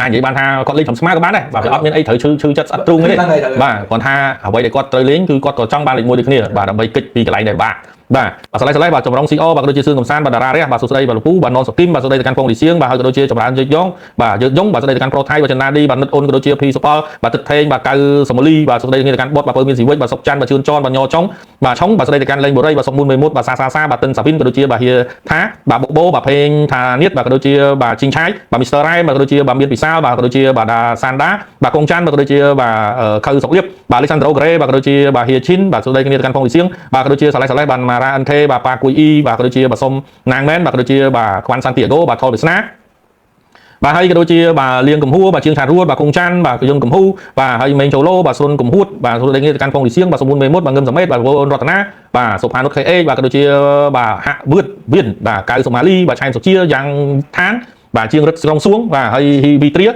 ាបាទឆ្នាំនេះក្រុមណា200គួរលើកពានណាបាទចម្រុងយ៉ង បាទបើសិនជាយើងនិយាយអំពីភាគរយលើកពីយើងអាចនិយាយអំពីសមាជិកកីឡាករសិនបាទបើនិយាយពីសមាជិកកីឡាករយើងអាចនិយាយឃើញមានដូចជាបារាំងបាទបារាំងអង់គ្លេសអាសង់ទីនដែលកីឡាករសិតតែកំពុងតែល្អបាទប៉ូទុយហ្គាល់បាទសិតតែកីឡាករបាទកំពុងតែគេហៅថាល្អខ្លាំងបាទបើសិនជាយើងទៅលេខទៅមើលប្រេស៊ីលហើយជាមួយនឹងអាល្លឺម៉ង់គឺនៅមានកម្រិតបាទហើយពេលថាមិនចូលទៅរំលងអាល្លឺម៉ង់ក៏គេម្ចាស់ជើងឯកហើយប្រេស៊ីលក៏ម្ចាស់ជើងឯកសិតតែអ្នកគេថាបបិសោក្រៅប៉ុន្តែកីឡាកររបស់គាត់បច្ចុប្បន្នគឺមិនដូចកីឡាករដែលគាត់កំពុងតែខ្លាំងនោះទេបាទបច្ចុប្បន្នអាល្លឺម៉ង់យើងឃើញហើយបាទមានការខ្វះខាតបាទយើងឃើញមានក្លោសេបាទមានសំដៅបាទមានកៃហាវើបាទមានម៉ូស៊ីឡាមានអីណាកីឡាករដែលបាទអូនសួរយោបល់បងមួយបងគិតថានេះក្រុមជំនឿជាតិណូវេនេះដូចក្បីឡើងកោមានអារម្មណ៍បងចាប់អារម្មណ៍លើកីឡាកររបស់ក្រុមជំនឿជាតិណូវេនេះដែរទេសម្រាប់ការប្រកួតនៅមើលពីប្រកួតនេះទៅតាមតម្រងលេខទាំងកីឡាករគឺហាក់បីដូចជាឡើងខ្លាំងមែនទែនបាទសម្រាប់ខ្ញុំវិញគឺសម្រាប់ Norway នេះបាទបើសិនជាយើងនិយាយអំពីការចាប់អារម្មណ៍ទៅលើទម្រង់លេងអត់សូវចាប់អារម្មណ៍ទេតែខ្ញុំចាប់អារម្មណ៍ទៅលើ fan ច្រើនជាងបាទហើយដើម្បីខ្ញុំចាប់អារម្មណ៍ទៅលើ fan ច្រើនជាងបាទព្រោះដោយសារតែអ្នកគ្រប់គ្រងរបស់ Norway នេះគឺឃើញថាស្រស់គ្នាមែនទែនសូម្បីតែនៅក្នុងប្រទេសកម្ពុជារបស់យើងក៏មានបាទអ្នកfan ហ្នឹងក៏គាត់ជុំគ្នាទស្សនាដែរអញ្ចឹងមានន័យថាសម្រាប់អ្នកគ្រប់គ្រងរបស់ Norway នេះគឺស្វាស្វែងក៏ដូចជាមានការគ្រប់គ្រងខ្លាំងមែនទែនបាទទៅលើបាល់ទាត់ហើយក៏ដូចជាការបង្ហាញនៅគេហៅថាការសកម្មភាពគ្នាជាក្រុមបាទការថាគ្នាជាក្រុមបាទដូចជារបៀបគេចៅទូកនៅកន្លែងមើលអីជាដើមអញ្ចឹងទៅបាទហើយក៏ដូចជាការប្រកួតចប់មានការគូស្គរអីនៅលើទីលានបាទសម្រាប់ fan បាទអញ្ចឹងមានន័យថាសម្រាប់អ្នកគ្រប់គ្រងបាទរបស់បាទជំនឿជាតិ Norway នេះគឺប្រសើរមែនទែនបាទតែយ៉ាងណាមិញបើសិនជាយើងកន្លែងទៅមើល Norway មិនទាន់បើសិនជាយើងនិយាយថាអូល្អខ្លាំងណាស់ប៉ុន្តែខ្ញុំគាត់ថាក៏មិនទាន់ 100% ដែរបាទព្រោះដោយសារហេតុអីបើសិនជាយើងកន្លែងទៅមើលអ៊ីរ៉ាក់អូខេអ៊ីរ៉ាក់មិនមែនជាបើសិនប្រៀបធៀបអ៊ីរ៉ង់គឺអ៊ីរ៉ង់គេខ្លាំងជាងហើយបាទហើយបើសិនជាយើងនិយាយអំពីការយកឈ្នះទៅលើ Senegal អូខេបាទយើងអាចនិយាយបានថាក៏មានភាពល្អដែរបាទសម្រាប់ការយកឈ្នះទៅលើ Senegal បាទប៉ុន្តែ Senegal កំពុងតែមានរឿងបញ្ហាផ្ទៃក្នុងមួយចំនួនបាទដូចជាព័ត៌មានថាតាក់ទងជាមួយនឹងបញ្ហាបាទប្រាក់បៀវត្សក៏ដូចជាអីហ្នឹងរបស់កីឡាករនៅមិនទាន់មានភាពល្អអញ្ចឹងសម្រាប់គូដែលគាត់បាទពូដែលគាត់ប៉ះនេះចាំមើលបន្តទៀតតើទៅរួចមួយបារាំងអត់បាទហើយបើស្អីដែលយើងមើលទៅឃើញធំបាទគឺសម្រាប់ Norway គឺ Haaland បាទគឺ Haaland សម្រាប់ Martin Odegaard យើងដឹងស្រាប់ហើយគាត់ដើរតួនាទីសំខាន់មែនទែននៅក្នុងតំបន់បម្រើប្រយុទ្ធប៉ុន្តែសម្រាប់ Haaland នេះគឺមិនអាចបាទធ្វើប្រហែលបានទេបាទជាមួយគឺសម្រាប់តំបន់ការពារទាំងអ្នកចាំទីគឺការប្រជុំបាល់លើគ្នាត្រូវប្រយ័ត្នមែនទែនព្រោះដោយសារ Haaland នេះលឿនឆាប់បានលឿនហើយទីមួយទៀតគឺបាល់ខ្ពស់យើងដឹងហើយថាសម្រាប់ Haaland គឺមានកម្ពស់ខ្ពស់មែនទែនអញ្ចឹងសម្រាប់ការបិទគាត់នៅក្នុងតំបន់ប្រយុទ្ធគាត់មានភាពតានតឹងបាទតែពិតទៅសម្រាប់ Norway ងាយស្រួលបំផុតទេបាទសម្រាប់ Haaland គឺគាត់ដើរតួនាទីជា striker បាទបិទតំបន់បម្រើឲ្យតែចេញគឺ Haaland គ្មានបាល់លេងទេបាទអញ្ចឹងវាមានរឿងហេតុផលមួយដែលប្រិមត្តថាអូមានការលើកឡើងខ្លាំងអូ Haaland បាទក៏ដូចជា Norway មើលទៅមានភាពល្អប្រសើរខ្លាំងខ្ញុំទទួលស្គាល់នៅក្នុងការលេងលើកនេះដែល Haaland បាទគាត់ធ្វើបានល្អសម្រាប់ជំនឿជាតិ Norway ក៏មានការសហការគ្នាបានល្អប៉ុន្តែចំណុចខ្សោយបាទរបស់បាទ Norway ក៏ដូចជាយើងធ្លាប់ឃើញហើយណាបាទនៅពេលដែលគេដឹងអំពីរបៀបលេងរបស់ Manchester City គេបិទតែតំបន់បម្រើគឺ Haaland គ្មានអីលេងទេបាទអញ្ចឹងដូចគ្នាជាមួយនឹង Norway អញ្ចឹងប្រសិនបើក្នុងករណីប៉ះជាមួយនឹងបារាំងបិទតែតំបន់បម្រើចេញគឺ Haaland គឺគ្មានបាល់លេងទេបាទអញ្ចឹងគឺចំណុចនេះបាទអញ្ចឹងចំណុចធំបំផុតរបស់ Norway គឺគាត់រំពឹងខ្ពស់បាទទៅលើ Haaland បាទអញ្ចឹងចំណុចនេះគឺជាចំណុចមួយដែលចំណោទដែរបើសិនជាយើងប្រៀបធៀបកីឡាករផ្សេងទៀតនៅលើទីលានក៏អាចនិយាយបានថា Haaland នេះគឺដើរតួនាទីសំខាន់ជាងគេហើយបាទនៅក្នុងការបញ្ចប់ទីចឹងបើសិនជាសួរថាបាទមាន Tiger ថាមិនដែរដល់វិញខ្ញុំអាចនិយាយបានថាពីប្រកួតរបស់គាត់អូខេយើងអាចទទួលស្គាល់បានថាគាត់ធ្វើបានល្អនៅក្នុងរដូវកាលនេះណាបាទព្រោះដោយសារតែលើកមុនមកហ្នឹងគឺកម្រណានៅក្នុងការឡើងមកកាន់ World Cup ម្ដងគឺតានតឹងណាស់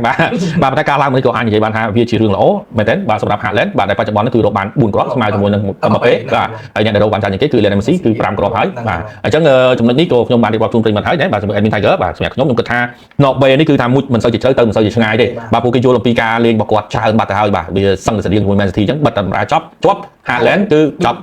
បាទ Haaland ខ្លាយទៅជាគល់ឈើមួយនៅតំបន់ដបូទូបាទហ្នឹងបាទអញ្ចឹង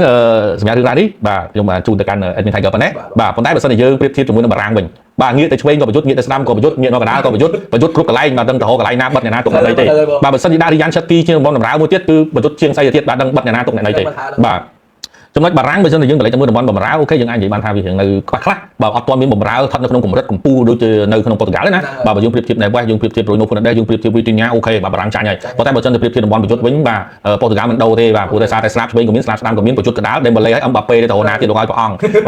គហើយតំបន់បម្រើហ្នឹងបើសិនជាក្នុងករណីលេងចង់ត្រឹមបាទស្មើដាក់បាទ N'Golo Kante ចូលចាំតែរត់ទឹកប្រេះក៏ស្មើដែរបាទអញ្ចឹងចំណុចនេះគឺជាចំណុចដែលពិបាកមែនតើបាទសម្រាប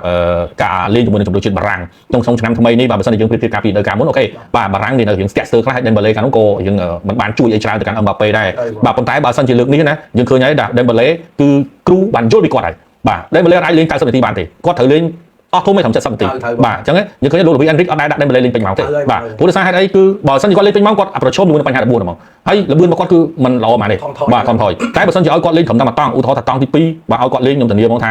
បាក់ដេញគាត់មែនតើបាទជំហានវែងហើយលឿនទៀតបាទចំណុចនេះគឺជារឿងរ៉ាវមួយរបស់ជំនឿជាតិបារាំងហើយយើងប្រៀបធៀបជាមួយនឹងអាសង់ទីនអូខេបាទបើសម្រាប់ការរកគ្រាប់បាល់របស់ Lionel Messi គឺជារឿងមួយល្អ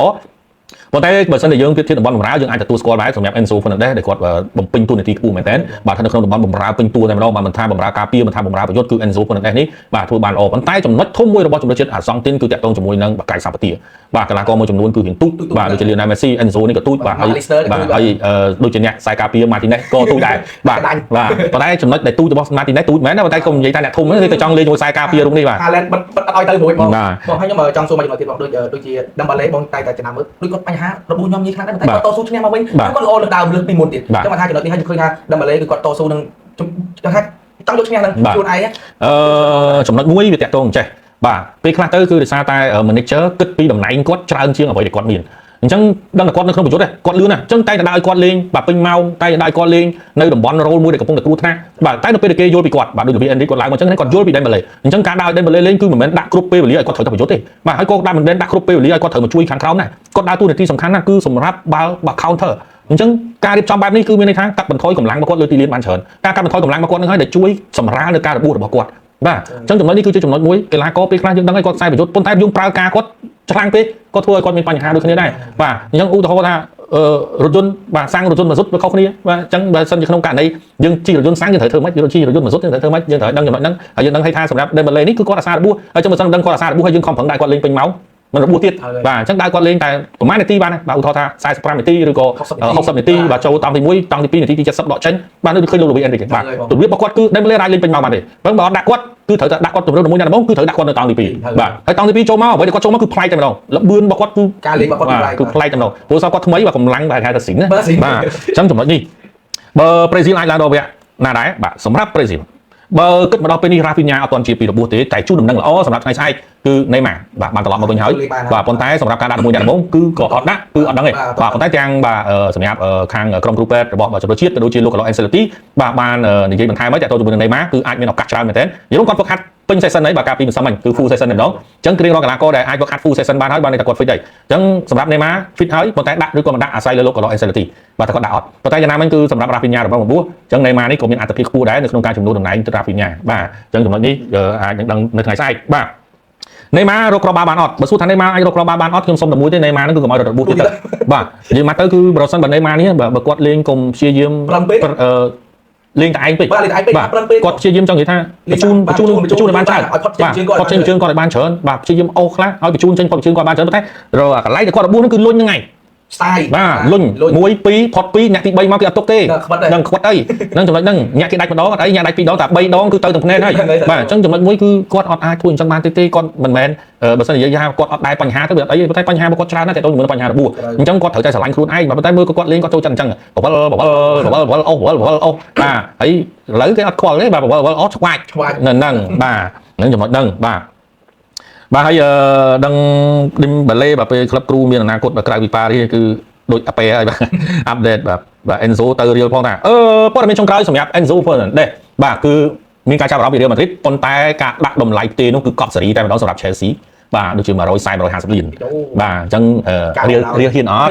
បាទចំណុចហ្នឹងទេបាទរៀលចង់បានហើយរៀលចាយទេបងរៀលគឺមិនចំណាយឡើយលុយខ្ញុំគិតថា Chelsea ក៏រៀងប្រឆាគ្នាជាមួយនឹង Enzo ដែរបាទអញ្ចឹងសម្រាប់ភ្នាក់ងាររបស់ Enzo កំពុងតែចរចាគ្នាអញ្ចឹងប្រហែលជាអាចនឹងផ្ទេទៅហើយបាទចៃចន្លោះលុយប្រហែលជាអាចនឹង130លានជាងបាទបើសិនជារៀលហ៊ានណាបាទរៀលហ៊ានណាបាទខ្ញុំគិតថាប្រហែលប៉ុណ្ណឹងបើសិនជាឈានទៅដល់150ទៅ160លានខ្ញុំគិតថារៀលប្រហែលជាមិនទេបាទហើយសម្រាប់លោក Jose Mourinho គឺគាត់កំពុងតែសម្លឹងមើលតំបន់ការពារច្រើនបាទហើយសម្រាប់តំបន់បម្រើក៏គាត់ជ្រើសរើសមើលដែរហើយសម្រាប់បច្ចុប្បន្ននេះគឺដូចជា Camavinga បាទប្រហែលជាអាចនឹងត្រូវអត់ថិតនៅក្នុងវិជីរបស់លោក Jose Mourinho អញ្ចឹងណាបាទហើយយើងនិយាយពីនេះក៏យើងនិយាយឡើងអំពី Chelsea បន្តិចទិញបានកីឡាករពីអាតាឡង់តាមួយរូបបាទគុកខឺរ៉េឡាស្ថិតនៅក្នុងតំបន់ស្លាបការពារនឹងជួយបាទបាយដល់មកទិញស្លាបការពារស្ដាំហើយមកជន់គ្នាជាមួយនឹង Gusto ដដែលហ្នឹងហើយទិញមកធ្វើអីកាយលេងហ្នឹងបងកាយគ្នាគេលោកដាក់ Gusto ទៅឆ្វេងវិញបាទអញ្ចឹងចំណុចនេះខ្ញុំមិនដឹងថាតើគិតយ៉ាងណាទេបាទចាំមើលលោក Xabi Alonso បាទតែយើងក៏ដឹងដែរថាសម្រាប់លោក Xabi Alonso ប្រព័ន្ធនៃការលេងរបស់គាត់គឺគាត់រំពឹងលើតំបន់ការពារដែរបាទអញ្ចឹងប្រហែលជាគាត់សម្លឹងមើលការពារច្រើនជាងសម្លឹងមើលតំបន់ប្រយុទ្ធបាទប្រេស៊ីក៏ប្រកួតទី3ចាញ់គឺធ្លាក់មកលេខ3ល្អហើយបាទម៉ារ៉ុកកូរ៉េបាទអសរខ្មែរអីទេបាទសេអីក៏បានដែរបាទប៉ុន្តែយើងសេអសរខ្មែរទាំងអស់គ្នាទៅក៏ល្អបាទយើងណាបងប្អូនបាទអ៊ុយរ៉ាហ្គាយបាទអាចធ្លាក់ទេបាទបាទសម្រាប់អ៊ុយរ៉ាហ្គាយអាចដែរហ្នឹងបាទ cô này quát lo smart cắt vớt nó không mấy nồi lên sao mà kia chỉ luôn mấy người cắt vớt lênนี่คือโอเหมือนเดิมเนาะลงเล่นก็มาให้บ้านยาโอตึ้งแต่ก้อนมาเล่นในเรื่องตีมวยเลยฟีฟ่าเวิร์คคัพประเทศจีนก้อนไอ้เราจะเป็นสร้างสปีกก็ต้องไอ้เขาใบกันหรอกเรามาเล่นเลยกับโบไอ้มีเพียงเราตัวไอ้อย่างไรนะบอกประเทศจีนก้อนสมาร์ทคุณขอยก้อนไอ้เขาเลยไปเอาให้ก้อนมีจะเป็นของบาติบ่าแต่ยังก็ต้องถากตาเลยไปรอโอเคกินมีประมาณประตูบ่าจังจำนวนจังก็ยังถึงมือได้บ่าสุดท้ายบ่าบงคงคงtớiบ่าชูเลียนอาร์เรสเจอรี่ได้ตีเรื่องชูเลียนอาร์เรสកំពុងតែថាទុះខ្លាំងមែនតើបាទតាក់ទងជាមួយនឹងបាទអាតេម៉ាឌ្រីតកំពុងតែដាក់បណ្ដឹងទៅកាន់បាសេឡូណាបាទតាក់ទងជាមួយនឹងបាសេឡូណានេះបានមកចរចាជាមួយនឹងកីឡាករបាទ Julian Alvarez ដែលកំពុងតែស្ថិតនៅក្នុងកុងត្រាជាមួយនឹង AT Madrid បាទឥឡូវនេះគឺសម្រាប់ AT Madrid គេលេងគេហៅថាធំតែម្ដងបាទទៅកាន់បាសេឡូណាបាទថាតាក់ទងនឹងរឿងនេះគឺទៅកាន់ FIFA តែម្ដងព្រោះដោយសារតែបាទបាសេឡូណានេះមកចរចាកីឡាករគេប៉ុន្តែកីឡាករគេកំពុងតែស្ថិតនៅក្នុងកុងត្រាបាទអញ្ចឹងសម្រាប់រឿងរ៉ាវនេះយើងអត់ដឹងថាទៅជាយ៉ាងណាទេហើយសម្រាប់ Julian Alvarez ក៏គាត់បាទក៏មានការអន់សពុនចិត្តដែរបាទចំណុចនេះបាទតែយ៉ាងណាមិញគឺសម្រាប់កីឡាករយើងត្រូវដឹងថាយើងកំពុងតែស្ថិតនៅក្នុងកុងត្រាបាទអញ្ចឹងក្នុងការចរចាជាមួយនឹងគណៈផ្សេងយើងត្រូវតែឲ្យប្រយ័ត្នប្រយែងបន្តិចបាទហើយក៏ដូចជាភ្នាក់ងាររបស់យើងនឹងក៏ត្រូវឲ្យច្បាស់ការបន្តិចព្រោះយើងកំពុងតែស្ថិតនៅក្នុងកុងត្រាបាទអញ្ចឹងប្រសិនបើក្នុងករណីនេះការស៊ើបអង្កេតទៅមើលទៅឃើញថា Julian Alvarez នេះពិតជាតាក់ទងជាមួយនឹងបាសេឡូណាមែននៅក្នុងការផ្ទេបាទ AT Madrid ប្រយ័ត្នតែគេឈ្នះក្តីបាទបាសេឡូណាសងលុយគេបាទប្រយ័ត្នប្រយែងបាទអត់លុយផងបាទបង្ហាញត្រាំងយើងកំហួរឲ្យប្រញាប់យ៉ាងនេះបាទថាពិសីបាទតោះកុំឲ្យខាត់ពេលវេលាប្រិមិត្តបាទអញ្ចឹងយើងនឹងបង្ហាញថាតើក្រុមណាឈ្នះស្ថិតនៅក្នុងជំហៀងខាងណាក្រុមណាឈ្នះស្ថិតនៅក្នុងជំហៀងខាងណាបាទអញ្ចឹងសម្រាប់បាទក្រុមការងារជួយបង្ហាញវិញមកបាទអញ្ចឹងសម្រាប់ក្រុមដែលត្រូវប៉ះគ្នាបាទសម្រាប់មានជំហៀងខាង A និងជំហៀងខាង B បាទហើយក្រុមដែលត្រូវប៉ះគ្នាឥឡូវក្រុមលេខ1គឺយើងរកឃើញណាបាទ4ក្រុមបាទគឺមានមេស៊ីកូបាទមានអាល្លឺម៉ង់បាទមានសហរដ្ឋអាមេរិកហើយជាមួយនឹងអាសង់ទីនបាទហើយសម្រាប់ក្រុមប្រិមិត្តបានឃើញហើយបាទសម្រាប់អ្នកស្ថិតនៅក្នុងផ្នែកខាងឆ្វេងបាទគឺមានពូ D ពូ E ពូ F ហើយនឹងពូ G ពូ H និងពូ I បាទសម្រាប់អ្នកជំនាញខាងស្ដាំបាទគឺមានពូ A ពូ B ពូ C ហើយនឹងពូ J ពូ K ពូ L បាទអញ្ចឹងសម្រាប់ក្រុមដែលអ្នក runner up ខ្ញុំមិនបាច់និយាយជូនប្រិមិត្តទេគឺប្រច្រាស់គ្នាមកបានហើយបាទងាយៗប្រច្រាស់គ្នាអញ្ចឹងមានន័យថាអ្នកលេខបើសិនជាលេខ1ពូ D ស្ថិតនៅខាងឆ្វេងបាទលេខ2ពូ D មកខាងស្ដាំហើយបាទអញ្ចឹងមានន័យថាគ្រាន់តែយើងប្រច្រាស់គ្នាមកគឺយើងដឹងហើយអ្នកលេខ2ស្ថិតនៅខាងណាបាទអញ្ចឹងសម្រាប់តារាងនេះយើងឃើញហើយសម្រាប់អាសង់ទីនគឺកំពុងតែស្ថិតនៅជួរជាមួយនឹងមេស៊ីកូអញ្ចឹងពូ K ពូ L គឺមានអង់គ្លេសហើយជាមួយនឹងប៉ូទុយហ្គាល់អញ្ចឹងប្រកបទាំងពីរអ្នកចូលលេខរៀងទី1ពួកគាត់នឹងត្រូវចូលជួរជាមួយនឹងអាសង់ទីនបាទហើយសម្រាប់ពូ B វិញបាទកំពុងតែប្រកួតប្រជែងណាបាទសម្រាប់ពូ B កំពុងតែប្រកួតប្រជែងកាណាដាបាទស្វីស័រឡែនបាទបើសិនជាការប្រកួតពីអ្នកស្មើគ្នាកាណាដាគឺស្ថិតនៅក្នុងពូជាមួយអាសង់ទីនដូចគ្នាបាទហើយសម្រាប់ពូ C វិញបាទសម្រាប់ពូ C បាទគឺមានប្រេស៊ីលម៉ារ៉ុកហៃទីស្កុតឡែនជាដើមបាទប្រសិនបើប្រេស៊ីលឈ្នះបាទចូលលើកំពូលតារាងបាទប្រេស៊ីលក៏ត្រូវតែនៅជួរជាមួយនឹងអាសង់ទីនបាទជាមួយនឹងប៉ូទុយហ្គាល់បាទមេស៊ីកូនិងអង់គ្លេសដែរបាទនេះគឺជាចំណុចហ្នឹងហើយសម្រាប់ខាង A វិញបាទគឺយើងឃើញមានហើយបាទតែពិតពូហ្នឹងគឺគេមានបារាំងហើយនឹងណ័រវេកំពុងតែស្ថិតនៅក្នុងការជំរុះបាទអញ្ចឹងណ័រវេប្រសិនបើនៅលេខ2ទៀតណ័រវេត្រូវទៅខាងនោះវិញហើយទៅខាងនោះវិញគឺមានអាសង់ទីនមានប៉ូទុយហ្គាល់បាទអង់គ្លេសបាទមានប្រេស៊ីលបាទអញ្ចឹងក៏ពិបាកដូចគ្នាដែរបាទក៏ពិបាកដូចគ្នាដែរបាទអញ្ចឹង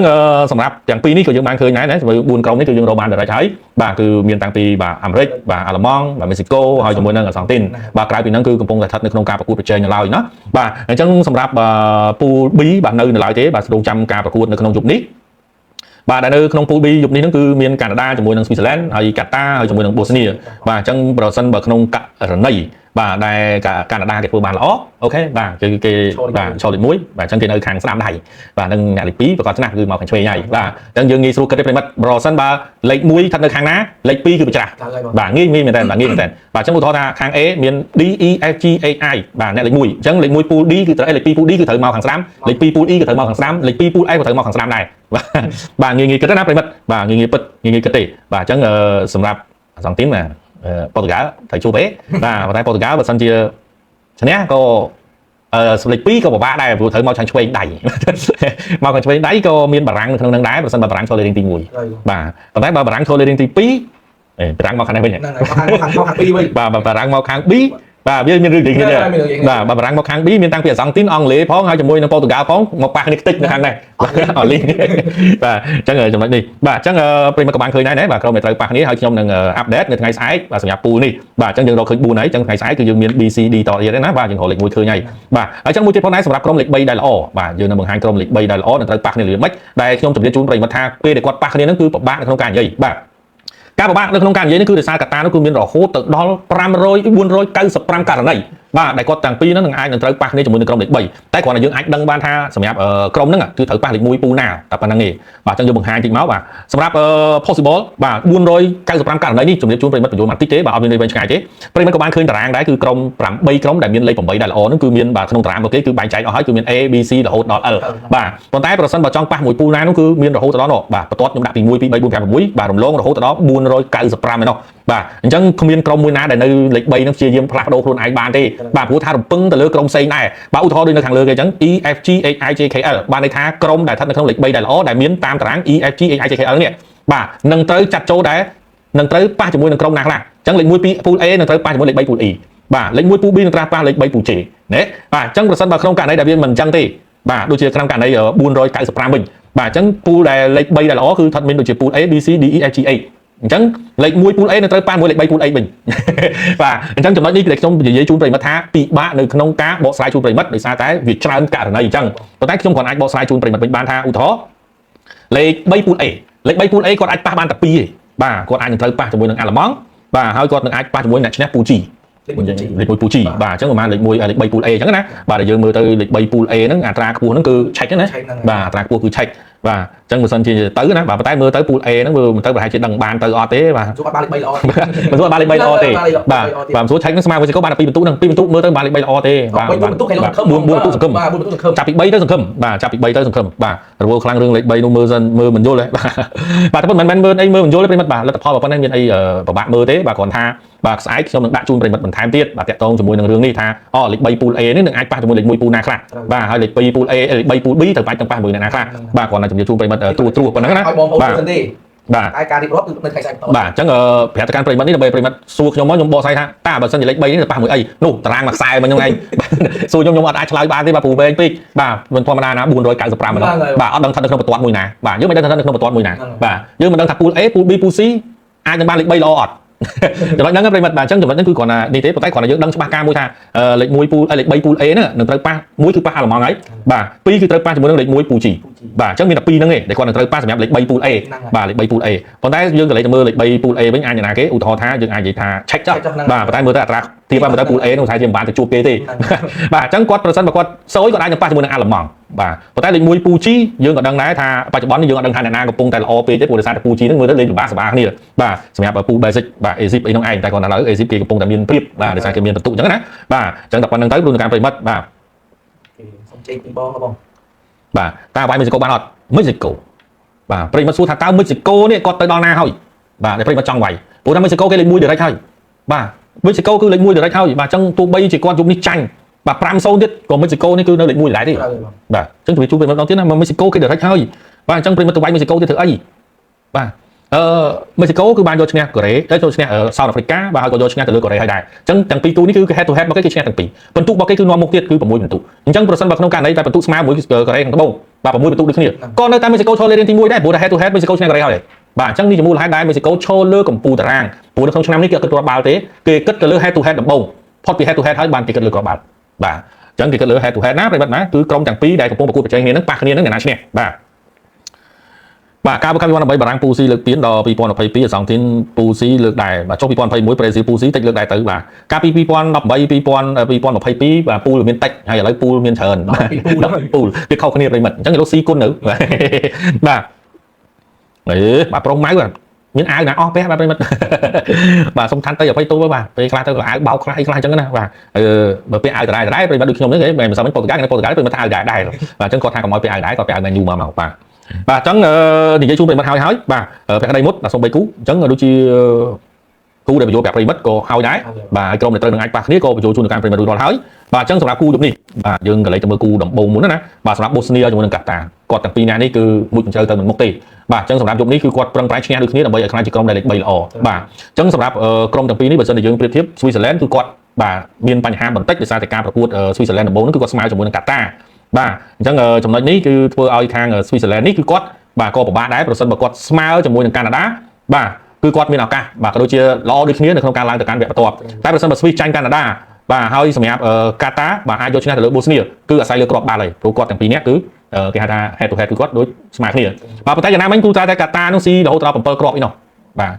8គ្រាប់ទៅរួចទេបាទទៅរួចទេបាទអញ្ចឹងស្វីសឺឡែននេះគឺគេលេខ2របស់គេនេះគឺអត្រាខ្ពស់បាទអត្រាខ្ពស់នៅក្នុងការឈរលេខទី2នោះបាទអញ្ចឹងទោះបីថ្ងៃនេះគេចាញ់កាណាដាក៏ស្វីសនេះគឺនៅអត្រាលេខ2នេះខ្ពស់ដែរបាទលើកឡើងតែមួយគឺបូស្នីបាទបើសូមបូស្នីឈ្នះកាតាបាទប៉ុន្តែបូស្នីនេះទៅចាញ់ស្វីសដែរទេ បាទអញ្ចឹងមានន័យថាគាត់នៅតែលេខ2ដដែលបាទអញ្ចឹងនិយាយរួមទៅគឺគាត់អាចឆ្លាក់មកលេខរៀងទី3លុះត្រាតែកាតាបាទយកឈ្នះបាទទៅលើបាទបូស្នីបាទស៊ី10គ្រាប់ទៅ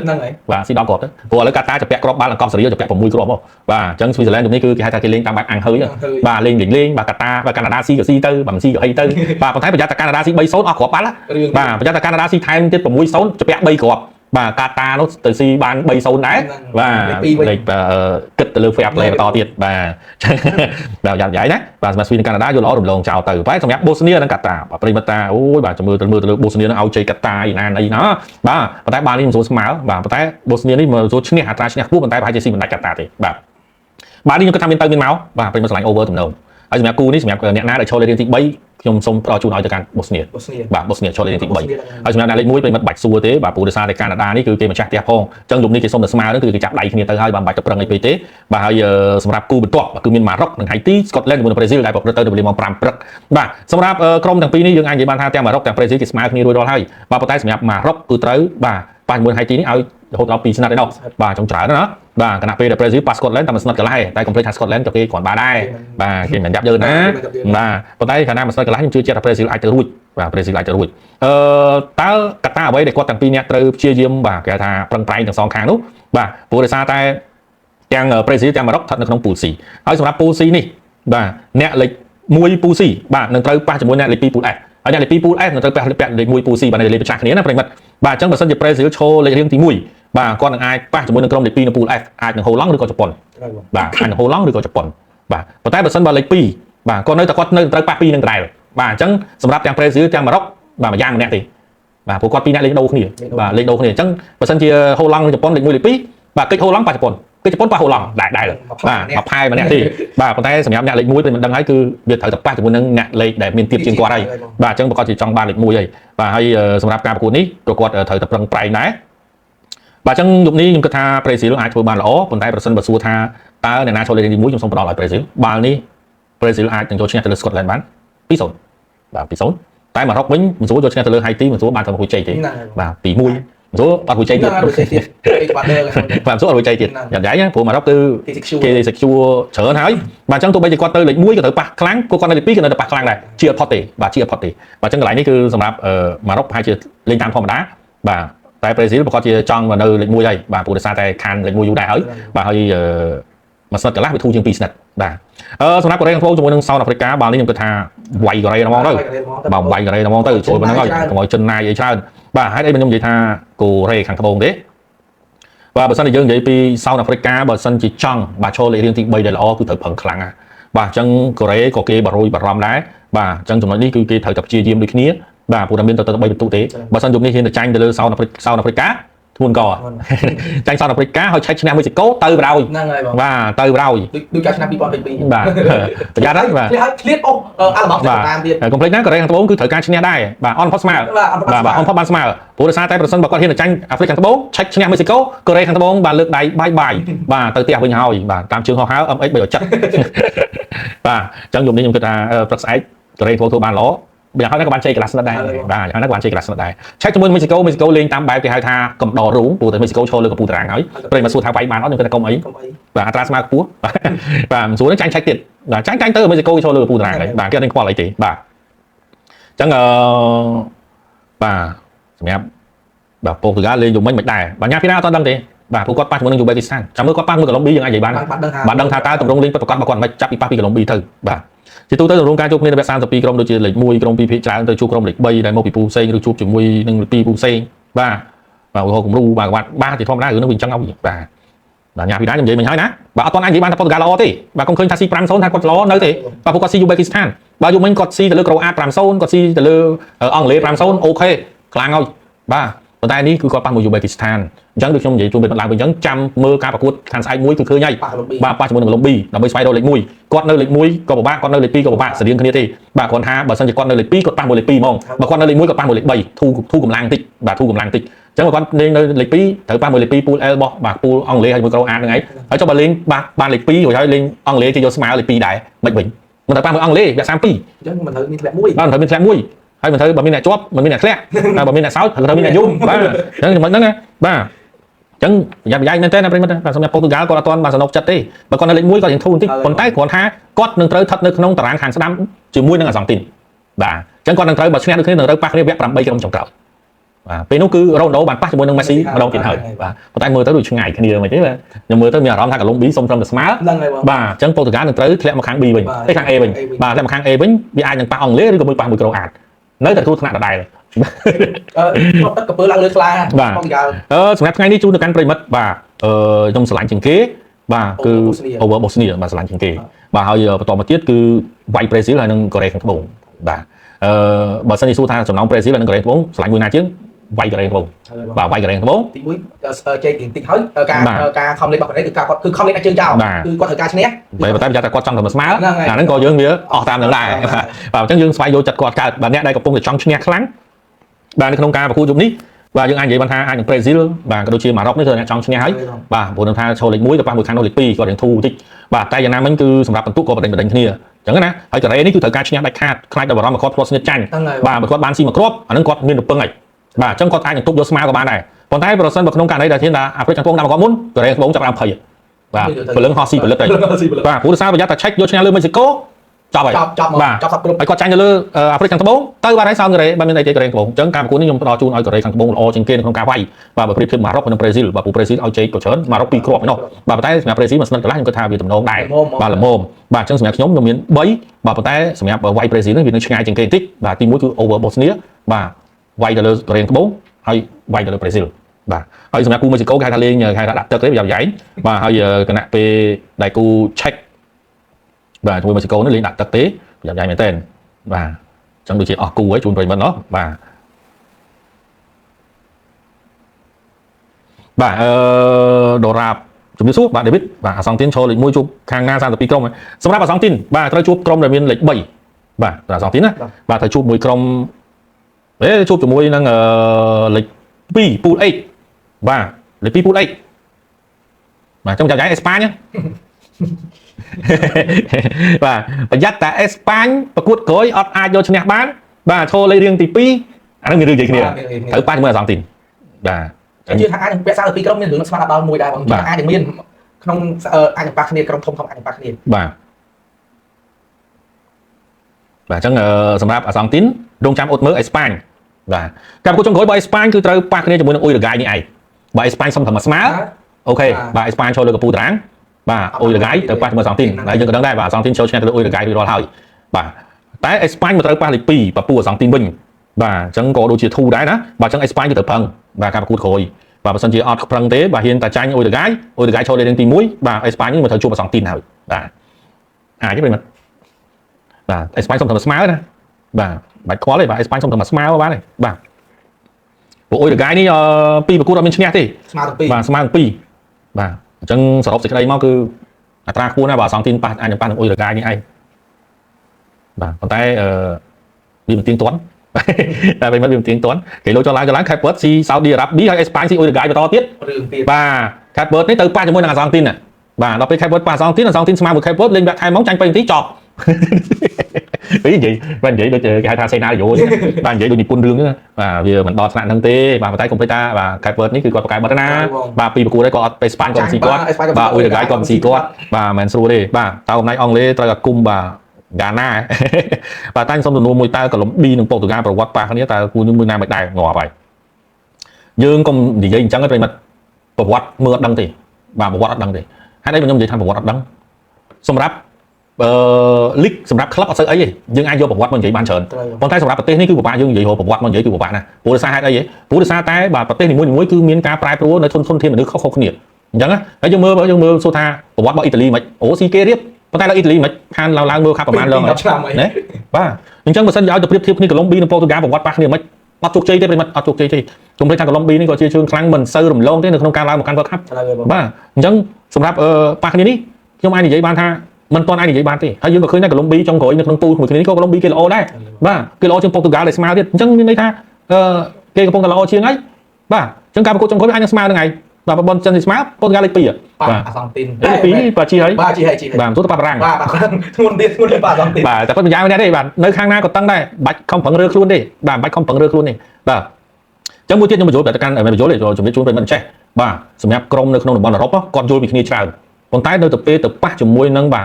តំបន់អាមេរិកឡាទីនណាបាទពេលខ្លះគឺប្រវត្តិរបស់គាត់គឺប៉ះមួយអាមេរិកឡាទីនគាត់បាក់លេងជាមួយអញ្ចឹងពេលខ្លះគឺពិបាកមែនបាទអញ្ចឹងក្រុមខ្លះនៅតំបន់អឺរ៉ុបគឺគាត់លេងល្អគាត់ស៊ីរាយបាទនៅអឺរ៉ុបគាត់ស៊ីពាយអស់បាទដល់ពេលទៅប៉ះជាមួយនឹងអាមេរិកឡាទីនចាប់ដើមពិបាកមកងេមងាមបាទព្រោះថាគាត់ទាំងពីរតំបន់នេះគឺលេងដូចគ្នាទេបាទសម្រាប់តំបន់អឺរ៉ុបគឺមិនសូវជាលេងលាក់ប្រមាណទេបើចង់និយាយថាលេងមិនសូវជាការពារបើប្រៀបធៀបក្រុមជម្រើសជាតិអស់មានតែអ៊ីតាលីទេបកកែមែនតើបាទគឺអារឿងខាងសង្ងំបាទសង្ងំមួ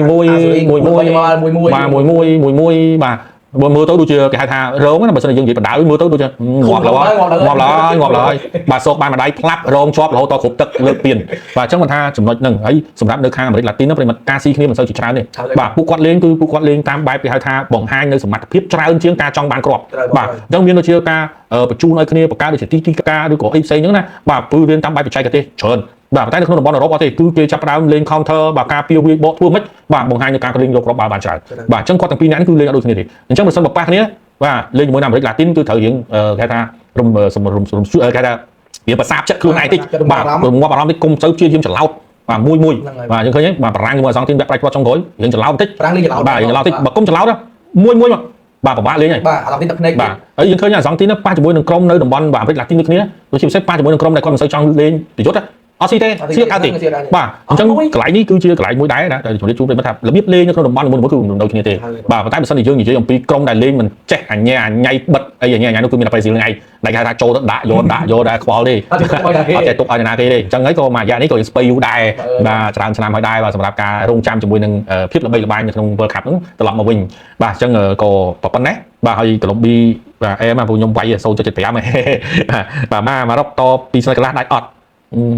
់ពីស្និតហ្នឹងខ្ញុំនិយាយថាមិនដាច់ផងពីស្និតកន្លះងាប់ហើយបាទតឹងតឹងដូចខ្សែចប៉ៃអញ្ចឹងបាទសំឡេងពីរោះតែវាតឹងបាទបាទយីសុំអានុនបាទឪទេបាទចាស់ខ្ញុំអស់ហើយបាទអេស្ប៉ាញប៉ះអាសងទីនមែនបែបក្រុមទាំងពីរមិនហ៊ានលេងខ្លាំងទេ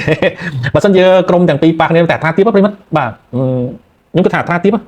ទតែអាចកើតឡើងតែគាត់អាចកើតឡើងបាទគាត់អាចកើតឡើងគាត់ថាបើសិនជាយើងប្រៀបធៀបអ៊ុយរ៉ាហ្គាយបច្ចុប្បន្នគឺគាត់មិនសូវជាអីលេចធ្លោណាស់ទេបាទហើយយើងនិយាយទៅគឺសម្រាប់កីឡាកររបស់គាត់បច្ចុប្បន្នក៏មិនសូវជាមានភាពលេចធ្លោដែរបើយើងកន្លែងទៅមើលការប្រកួតគាត់អត់យកឈ្នះទៅលើសាអូឌីអារ៉ាប៊ីបានផងហ្នឹងបាទហើយសម្រាប់អេស្ប៉ាញដាក់សាអូឌីអារ៉ាប៊ី 4-0 ហ្នឹងបាទអញ្ចឹងមានន័យថាការប្រកួតនេះអេស្ប៉ាញស្រួលគេស៊ីតែមួយគ្រាប់ហ្នឹងគឺគេ secure បាត់ហើយបាទស្រួលក៏ស្មើក៏អេស្ប៉ាញគឺទេនៅលេខ1ដែរគេអត់ចាំបាច់អីទៅខំប្រឹងបតាយទៅតប់អីជាមួយនឹងអ៊ុយរ៉ាហ្គាយទេបាទហើយបើសិនបើ Cape Verde អាចយកឈ្នះទៅលើសាអូឌីអារ៉ាប៊ីបានហើយអ៊ុយរ៉ាហ្គាយស្មើ Cape Verde គឺនៅលេខ2បាទហើយអ៊ុយរ៉ាហ្គាយមកលេខ3ល្អបានត្រឹម3ពិន្ទុហ្នឹងប្រជែងឈ្នះគេអត់តឹងណាបងជឿបាទខ្ញុំសួរបាយមួយខាប់បឺតទំនងលេងបច្ចុប្បន្នបើសិនជាប៉ាសាអូឌីអារ៉ាប៊ីបងជឿថាខាប់បឺតអាចយកឈ្នះបាន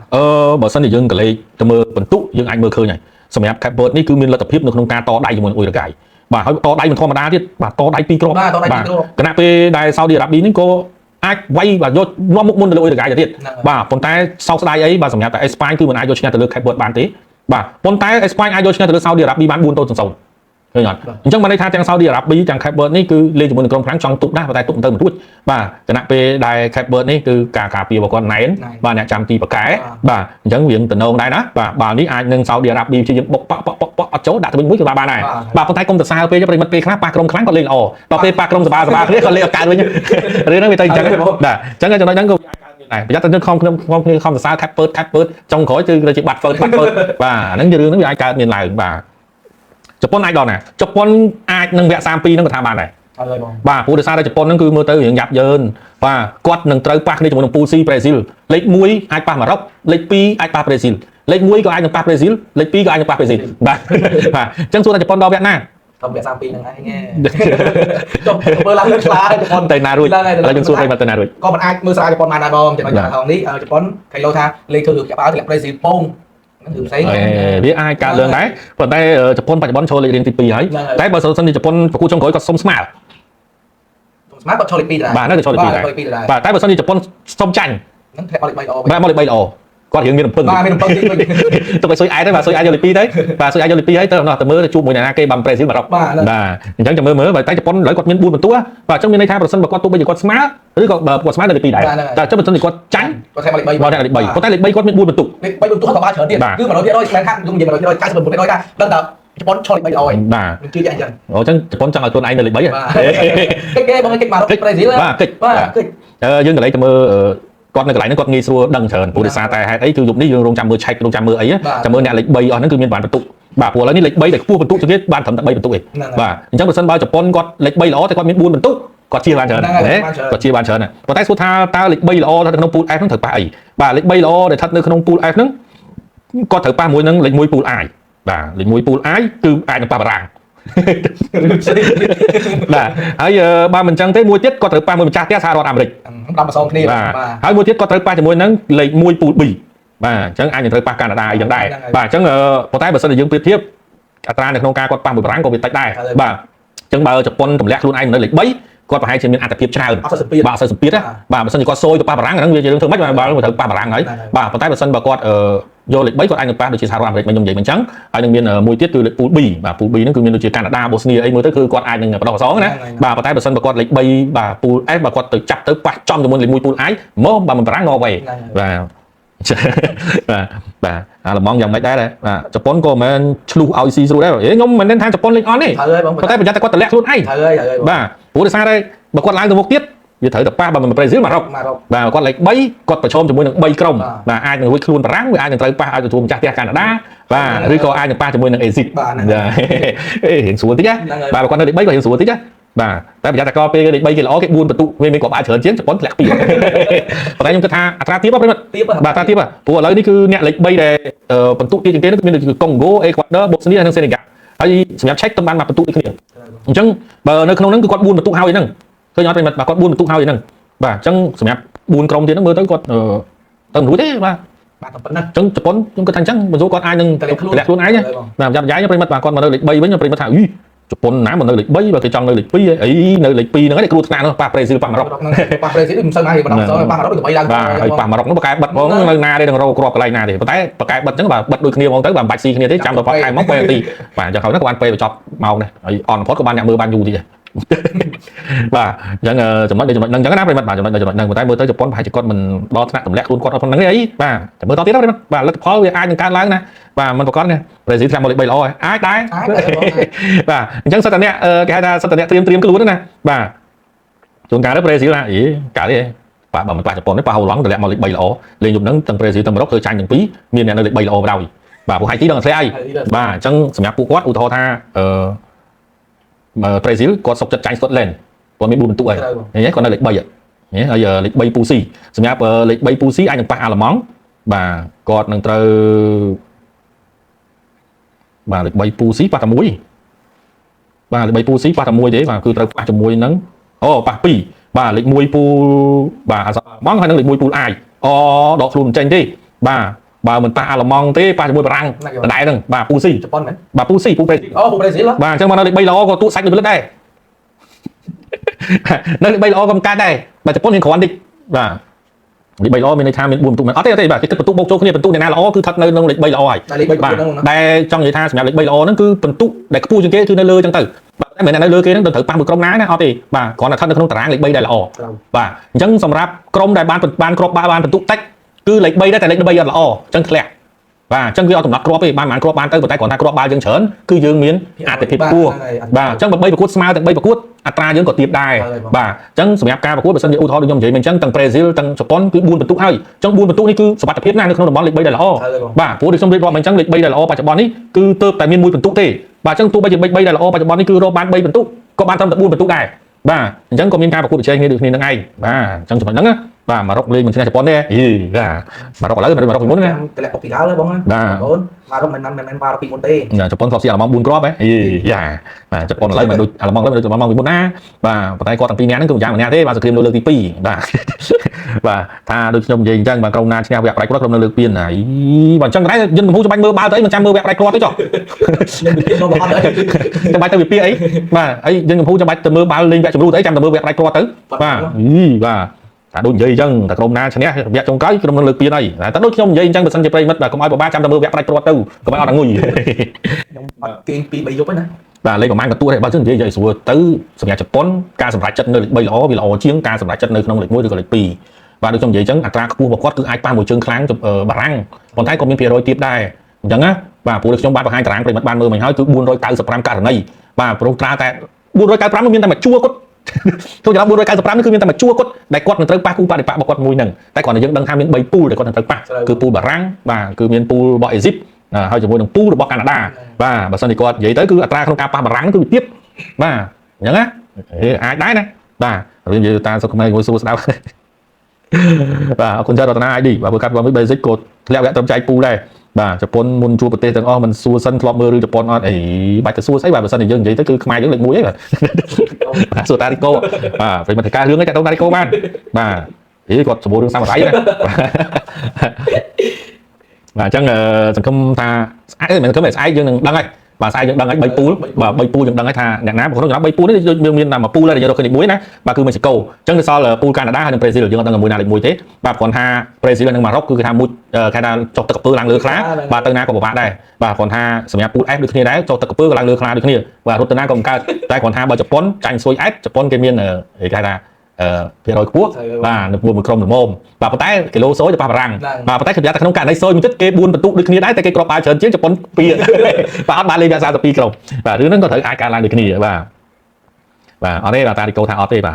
រឿងចង់និយាយរឿងសាមរ័យដែរចង់និយាយរឿងស្អីចុះបាទក្រុមខ្លះលើកពីណាអត់សុំសំអាងបើចាំនិយាយទៅបើសិន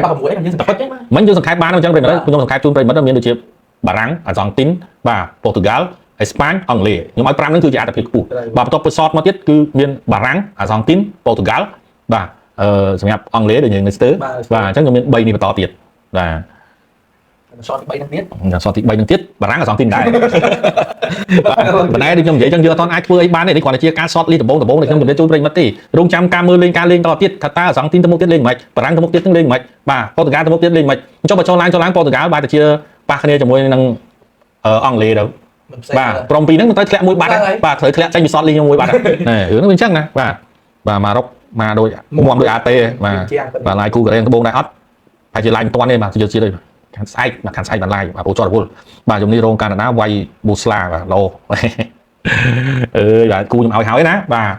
ទវាយកូរ៉េត្បូងបាទ over Bosnia ហើយគូល្អជាងគេ over Bosnia នេះហើយវាយកូរ៉េត្បូងហើយជាមួយនឹងវាយប្រេស៊ីលបាទ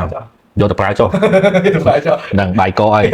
តែគេថាមើលខាងហ្នឹងមិនសូវល្អមើលសោះតែគិតចឹងអត់សម្រាប់ខ្ញុំមើលមិនមែនជាមិនសូវជាល្អមើលទេបាទសម្រាប់ពិសាលគ្រាន់តែខ្ញុំគិតថាវាចាយពេលយូរពេកដែលជារៀងរាល់ពេលគឺវគ្គ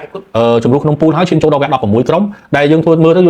វាមានការប្រកួតប្រជែងលឿនដែលយើងឆាប់បានមើលក្រុមខ្លាំងប៉ះគ្នាចឹងណាបាទដល់ឥឡូវយើងឃើញហើយការប្រកួតឆ្នាំនេះគឺស៊ីគ្រាប់ច្រើនដោយសារតែក្រុមខ្លាំងទៅប៉ះជាមួយនឹងក្រុមបាទមធ្យមឬក្រោមមធ្យមបាទដល់អញ្ចឹងវាធ្វើឲ្យបាទសម្បូរគ្រាប់ឃើញហ្នឹងគ្រាន់តែលីអូណែលមេស៊ីមួយគឺបំបែកកំណត់ត្រាយ៉ាងងាយឃើញបំបែកកំណត់ត្រាយ៉ាងងាយបាទបើសិនជាគាត់ដូចមុនវិញមិនស្រួលបំបែកកំណត់ត្រាណាបាទឃើញស្រួលរកគ្រាប់អត់ប្រិមិត្តបាទមិនមែនថាអត់ល្អមើលទេប៉ុន្តែខ្ញុំចង់ឲ្យការប្រកួតដូចមុនវិញក្រុមខ្លាំងប៉ះមកក្រុមខ្លាំងហ្នឹងទៅវាល្អមើលជាងបាទព្រោះជំរុះ3ឆ្នាំហើយប្រិមិត្តជំរុះ3ឆ្នាំហើយត្រូវមកប៉ះគ្នាប៉ះមួយនឹងក្រុមក្រោមមធ្យមដែរហើយបានអីវិញអញ្ចឹងបាទហើយអ្នកមើលនៅអង្គុយសកុក10ថ្ងៃជាងហើយក្រុមខ្លាំងគាត់ប៉ះគ្នាបងគឺសកុកលេខតែស្មើហើយបាទជប៉ុនឈ្នះប៉ះបងអាវក្រហមប៉ូទុយហ្គាល់បើស្មើប៉ះបងអាវក្រហមបិសាចបើចាញ់បន្តលេងវគ្គជំរុះបន្តបាទជប៉ុនមិត្តភាពឈ្នះប្រេស៊ីល 3-2 តែនិយាយមិត្តភាពគេលេងស៊ីកាស៊ូទៅមិត្តភាពហ្នឹងបងបាទអត់មានអាឡម៉ង់ទេខ្ញុំមើលឃើញថាសម្រាប់ជំរឿនជាតិអាឡម៉ង់អត់ទាន់មានឃើញណាមួយជាតួឯកហើយបងបាទអត់ឃើញតួឯកតែតួយ៉ាងសំខាន់អត់មានទេបាទអត់ទាន់ឃើញតួឯកកៃហាវើតទេអូខ្ញុំមិនសង្ឃឹមកៃហាវើតទេបាទមិនសង្ឃឹមកៃហាវើតទេបាទសងទីនប៉ាយស្ប៉ាញបានលេខ2ណាខ្ញុំនិយាយឲ្យអស់បាទភ្នែកមួយមកបាទនិយាយយកភ្នែកខ្ញុំមួយខ្ញុំសន់មួយជាងហ្នឹងបាទ over Bosnia បាទ over Bosnia បើពេលមិនថាអត់ចេះ on over ទេបាទវាយកូរ៉េត្បូងបាទបងប្អូននិយាយមកប្រើចុះយកប្រើចុះបាទខុសកុំប្រកាន់ខ្ញុំបាទប៉ូទុយហ្គាល់អាចមាន100ជួបអាសង់ទីនអត់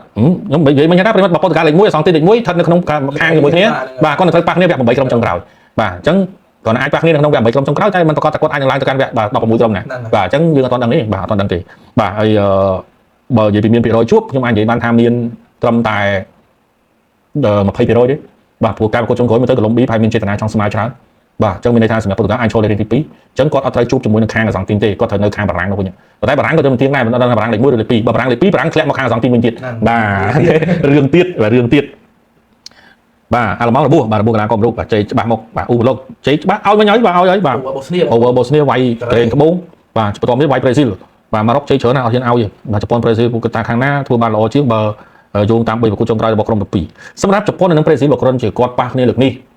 សម្រាប់ក្រុមសាមរ៉ាយជប៉ុនយើងមើលទៅការប្រកួតរបស់គាត់កីឡាករយើងអាចនិយាយបានថាសប្បាយគ្នាសម្រាប់កពុកជប៉ុនគឺលេងទៅគឺគាត់គេហៅថាស្មើគ្នាបាទស្មើគ្នាវាមិនប្រិមិត្តការពារបម្រើហើយនឹងប្រយុទ្ធបាទមានការសហការគ្នាល្អមិនមានការផ្អៀងឆ្វេងមានការផ្អៀងស្ដាំមានការស្ទើរកណ្ដាលមានការស្ទើរការពារទេគឺក្នុងការលេងរបស់ជប៉ុនគឺមានភាពស្មាត បាទកលេចទៅមើលប្រេស៊ីលវិញប្រេស៊ីលនៅក្នុងតំបន់ការពារមើលទៅរឿងស្ដៅបន្តិចខណៈពេលនៅក្នុងតំបន់ប្រយុទ្ធនោះគឺកំពុងតែរៀបមិនទាន់សូវបានល្អបាទចំណុចហ្នឹងណាបាទហើយនិយាយពីតំបន់បម្រើរបស់ប្រេស៊ីលបច្ចុប្បន្នក៏យើងមើលមិនទាន់លូតហក់អីខ្លាំងទៀតអញ្ចឹងចំណុចនេះបើសិនជាប៉ះគ្នាមែនទេណាប្រេស៊ីលស៊ីជប៉ុនអត់ដាច់ទេបាល់នេះវាអាចនឹងមានទៅមានមកគ្រាន់ថាសម្រាប់ជប៉ុនគឺគេលេងនឹងថឹងជាងប្រេស៊ីលបាទនឹងថឹងជាងប្រេស៊ីលប៉ុន្តែយ៉ាងណាមិញសម្រាប់ការប្រកួតទិដ្ឋានពីប្រកួតទេបើសិនបើគាត់ប៉ះគ្នាប្រកួតទី3ប្រកួត32ក្រុមក៏ខ្ញុំពិបាកនឹងផ្ដល់បាទមានតែខ្ញុំពិបាកនឹងផ្ដល់ព្រោះថាការប្រកួតសន្សំបន្ទុកនេះគឺគាត់អាចនឹងលេងតាមបែបធម្មតាដល់តែពេលគាត់លេងនៅវគ្គបាទ knock out គាត់អាចលេងបែបផ្សេងគាត់ថាបានដែរបាទរបៀបរបបគឺដូចគ្នាទេបាទគាត់តែដូចប្រិមិត្តលើកឡើងអញ្ចឹងថាបាទជប៉ុនធ្លាប់ស៊ីប្រេស៊ីលហើយបាទអញ្ចឹងក៏វាអាចនឹងកើតលេងដែរបាទសម្ដេចកាតាបានអត់សមត្ថភាពបូស្នីមានទៅមានមកបាទប៉ុន្តែជ័យច្រើនខ្ញុំគិតថាវាអាចនឹងដាច់ដែរបាទប៉ុន្តែកាតានឹងតដៃខ្លាយអត់ដាច់ពេញហ្នឹង2-1 3-1បាទជប៉ុនតូចសូមកុំជួបអឺរ៉ុបអីបងខ្វាញ់នាទីហើយបាទតិចហើយបាទវាជាវាបំផុតបងបានទីឃើញថាជប៉ុនតូចតែប៉ះអឺរ៉ុបមួយហូឡង់ប៉ុន្តែយើងឃើញណាមិនស្រួលទេដែលចង់ប៉ះជប៉ុនក៏យកទឹកភ្នែករបស់ជប៉ុនបាទខ្ញុំមិនដឹងថាតើបងបានមើលក្រុមជប៉ុននៅអត់ទេណាបាទប៉ុន្តែជប៉ុនអត់ទូទេបាទធំណាស់បាទអ្នកចាំទីរបស់គាត់បាទស៊ូសាគីបាទកូនកាត់បាទកាណាស្វាយនេះស្វាយនេះអញ្ចឹងស្វាយនេះទេបាទព្រោះខាងនេះមែនយូរលើកព្រានក្រុមណាក៏ចង់ជួបបារាំងដែរបែបនិយាយត្រង់បាទបើសិនជាយើងនិយាយអំពីក្រុមបារាំងនេះខ្ញុំនិយាយដដែលអញ្ចឹងគាត់រៀងស្ទើរបំរើតិចទេស្ទើរបំរើហើយបាទការពារគាត់កូនណែនបំបន់ប្រយុទ្ធរបស់គាត់បាច់និយាយមកក្នុងចំណោមជំរឿសជាតិទាំងអស់គ្មានអ្នកណាហក់តំបន់ប្រយុទ្ធដល់បារាំងទេបាទខ្វិតឡើងអ្នកណាទៅណាបើបាត់2សល់មក4ទៀតខ្ញុំជាបើខ្ញុំជាលោក DJ ឌីសមវិញដាក់ទាំងអស់ដាក់ទាំងឌូអេបាកូឡាដៃបាឡេអំបាប៉េយ៉ាសាគីគាត់នៅក្នុងដូចឌីសមតម្លាក់ទៅកាន់តំបន់បំរើឯងដាក់អូលីសេអូដាក់អស់ប្រយុទ្ធខ្ញុំបានដាក់ទាំងអស់បាទនិយាយនោះកាយប្រយុទ្ធ3ហ្នឹងលេងបំរើទៅតែប្រយុទ្ធ3លើទៀតចឹងទៅហើយការមាន4ក្រោយមកលេង6កាលើចឹងថាដាក់មើលដាក់ប្រយុទ្ធ6នាក់មើលចង់ដាក់ប្រយុទ្ធ6នាក់មកទៅមិនវិញទៅបាទគេទៅផ្លៃដែរណាបាទតែដល់ពេលអញ្ចឹងខ្សែការពារមិនដឹងបាក់ការពារណាទៅមិនហ្នឹងបាទហើយដូចនេះបើយើងនិយាយគ្រាន់តែបច្ចុប្បន្នដាក់តែដេមបាឡេហើយនឹងអឹមបាប៉េលេងជាមួយគ្នានឹងបិទណាផងបាទលឿនដូចគ្នាហើយបើអឹមបាប៉េនោះវិញលេងនៅរៀលសុទ្ធពីថ្ងៃអត់ច្បាស់ហើយលេងជ្រុលជ្រេសុទ្ធពីថ្ងៃច្បាស់ហើយក៏បានគេជួយអាក្អូននេះបាទខ្ញុំហៅគាត់ក្អូនមកក្អូនខ្ញុំមកគ្រូកូនខ្ញុំបាទតែយើងគឺថាវាមិននឹងស្មានដែរណាបាទអញ្ចឹងមិនថាពេលខ្លះកីឡាករលេងនៅក្លឹបគឺគាត់មានសម្ពាធផ្សេងហើយណាមួយទៀតចេះប្រិមិត្តបាទការលេងនៅក្លឹបគឺមានការប្រកួតប្រជែងខ្លាំងជាងលេងជម្រើសជាតិបាទព្រោះដោយសារហេតុអីក្លឹបគឺការចាយលុយទិញកីឡាករមកតម្លៃប្រាក់ខែតម្លៃពលកម្មគឺខ្ពស់ណាស់អញ្ចឹងកីឡាករបើសិនជាយើងនិយាយកីឡាករលេងនៅក្លឹបគឺមានន័យថាក្លឹបធំហ្នឹងឧទាហរណ៍ថារៀលម៉ាឌ្រីតកីឡាករម្នាក់គឺជាកីឡាករល្អម្នាក់នៅក្នុងចំណោម 100000 នាក់អីនោះបាទប្រិមិត្តចេះឆ្ងល់កីឡាករមានប្រាក់ខែច្រើនណាស់ទៅមើលគាត់លេងផងបាទការទុកបាល់ការបញ្ជូនបាល់អ្វីរបស់គាត់គឺវាល្អណាស់បាទអញ្ចឹងខ្ញុំនិយាយថាគាត់គឺជាមនុស្សម្នាក់បាទកីឡាករម្នាក់ហ្នឹងគឺជាមនុស្សម្នាក់នៅក្នុងចំណោម 100000 នាក់នោះបាទអញ្ចឹងបាទគាត់ទទួលបានប្រាក់ខែរាប់ម៉ឺនក្នុងមួយអាទិត្យណាបាទមិនមែនងាយស្រួលរកដូចជាគណនេយ្យណាបាទអញ្ចឹងប្រិមិត្តកុំឆ្ងល់ថាហេតុអីមកគេប្រាក់ខែច្រើនដោយសារតែពួកគាត់ម្នាក់ស្មើនឹង 100000 បាទ 100000 រកបានមួយហើយដូចជារ៉ូណូមេស៊ីអីមិនស្រួល4លានដល់រកបានមួយហ៎បាទ4លានដល់បានមួយហ៎អង្គពីបាល់ទាត់ទៀតមិនធម្មតាអញ្ចឹងប្រិមិត្តកុំឈ្ងឿឆ្ងល់ថាគាត់ស៊ីច្រើនម៉ែបាទកុំភ្លេចថាពេលខ្លះកីឡាករយើងគិតថាគាត់លេងនៅក្លឹបធំបាទឧទាហរណ៍ដូចជាភីលហ្វូដិនឧទាហរណ៍ទៅភីលហ្វូដិនចោះដូចជាមិនល្បីអីប្រហែលតែប្រិមិត្តស្គាល់គាត់អត់ស្គាល់បាទសួរតែក្លឹបចាយលុយប៉ុន្មានគាត់មួយអាទិត្យយ៉ាងហោចណាស់ក៏200,000បាទអញ្ចឹងសួរថាតើការកម្រិតលេងរបស់គាត់មិនយើងឃើញគាត់លេងជាមួយនឹងគេផ្សេងយើងមើលទៅដូចជាធម្មតាតែប្រសិនបើគាត់មកលេងនៅក្នុងតំបន់អាស៊ីអីរបស់យើងវិញមកយើងដឹងថាមិនធម្មតាទេបាទចំណុចគឺស្ថិតនៅក្នុងចំណុចហ្នឹងប៉ុន្តែបើយើងនិយាយអំពីជម្រើសជាតិវិញវាអត់មានគេថាសម្ពាធខ្លាំងដូចជាការលេងនៅក្លឹបទេខ្ញុំនិយាយមិនអញ្ចឹងព្រោះក្លឹបគឺគេចាយលុយគឺប្រម៉ូទិញយកកីឡាករដែលមានធនធានសម្រាប់ប្រទេសមានលុយហើយទិញមិនបានទេបាទដូចបើទិញបានវិញកាតាបាទសាអូឌីអារ៉ាប៊ីអីហ្នឹងគឺសន្តិមានគេទិញតិចគ្មានសល់ទេបាទប៉ុន្តែវាអត់ដូចជាមួយនឹងក្លឹបទេបាទវាអាវពណ៌ដូចណាត់គ្នាហ្នឹងកំសាន្តអូយ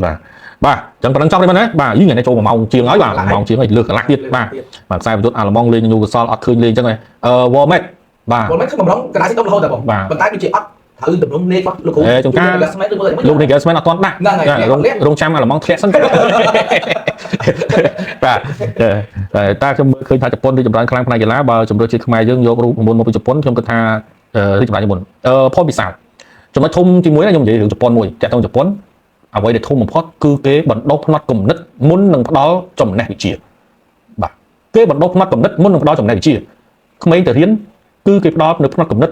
ហ្នឹងគេទៅប្រិមិត្តយើងអាចនិយាយបានវាជាចិត្តសាស្ត្រយើងអាចនិយាយបានជាមនោគមដែលធ្វើឲ្យប្រជាពលរដ្ឋរបស់គេពីតូចមកនោះបាទគឺមានការខំប្រឹងប្រែងរៀនសូត្រជាតិជាធំណាស្មារតីជាតិនិយមការខំប្រឹងប្រែងណាចឹងអ្វីគ្រប់បែបយ៉ាងទៅលើគេអស់ហើយ អញ្ចឹងការបណ្ដុះបណ្ដាលរបស់គេគឺផ្នែកខុសពីតំបន់ផ្សេងៗដែលក្មេងចូលរៀនគឺគេរៀនអក្សររៀនលេខរៀនអីសពបែបយ៉ាងប៉ុន្តែជប៉ុនគឺគេយកទៅគឺបណ្ដុះផ្នត់គំនិតមុន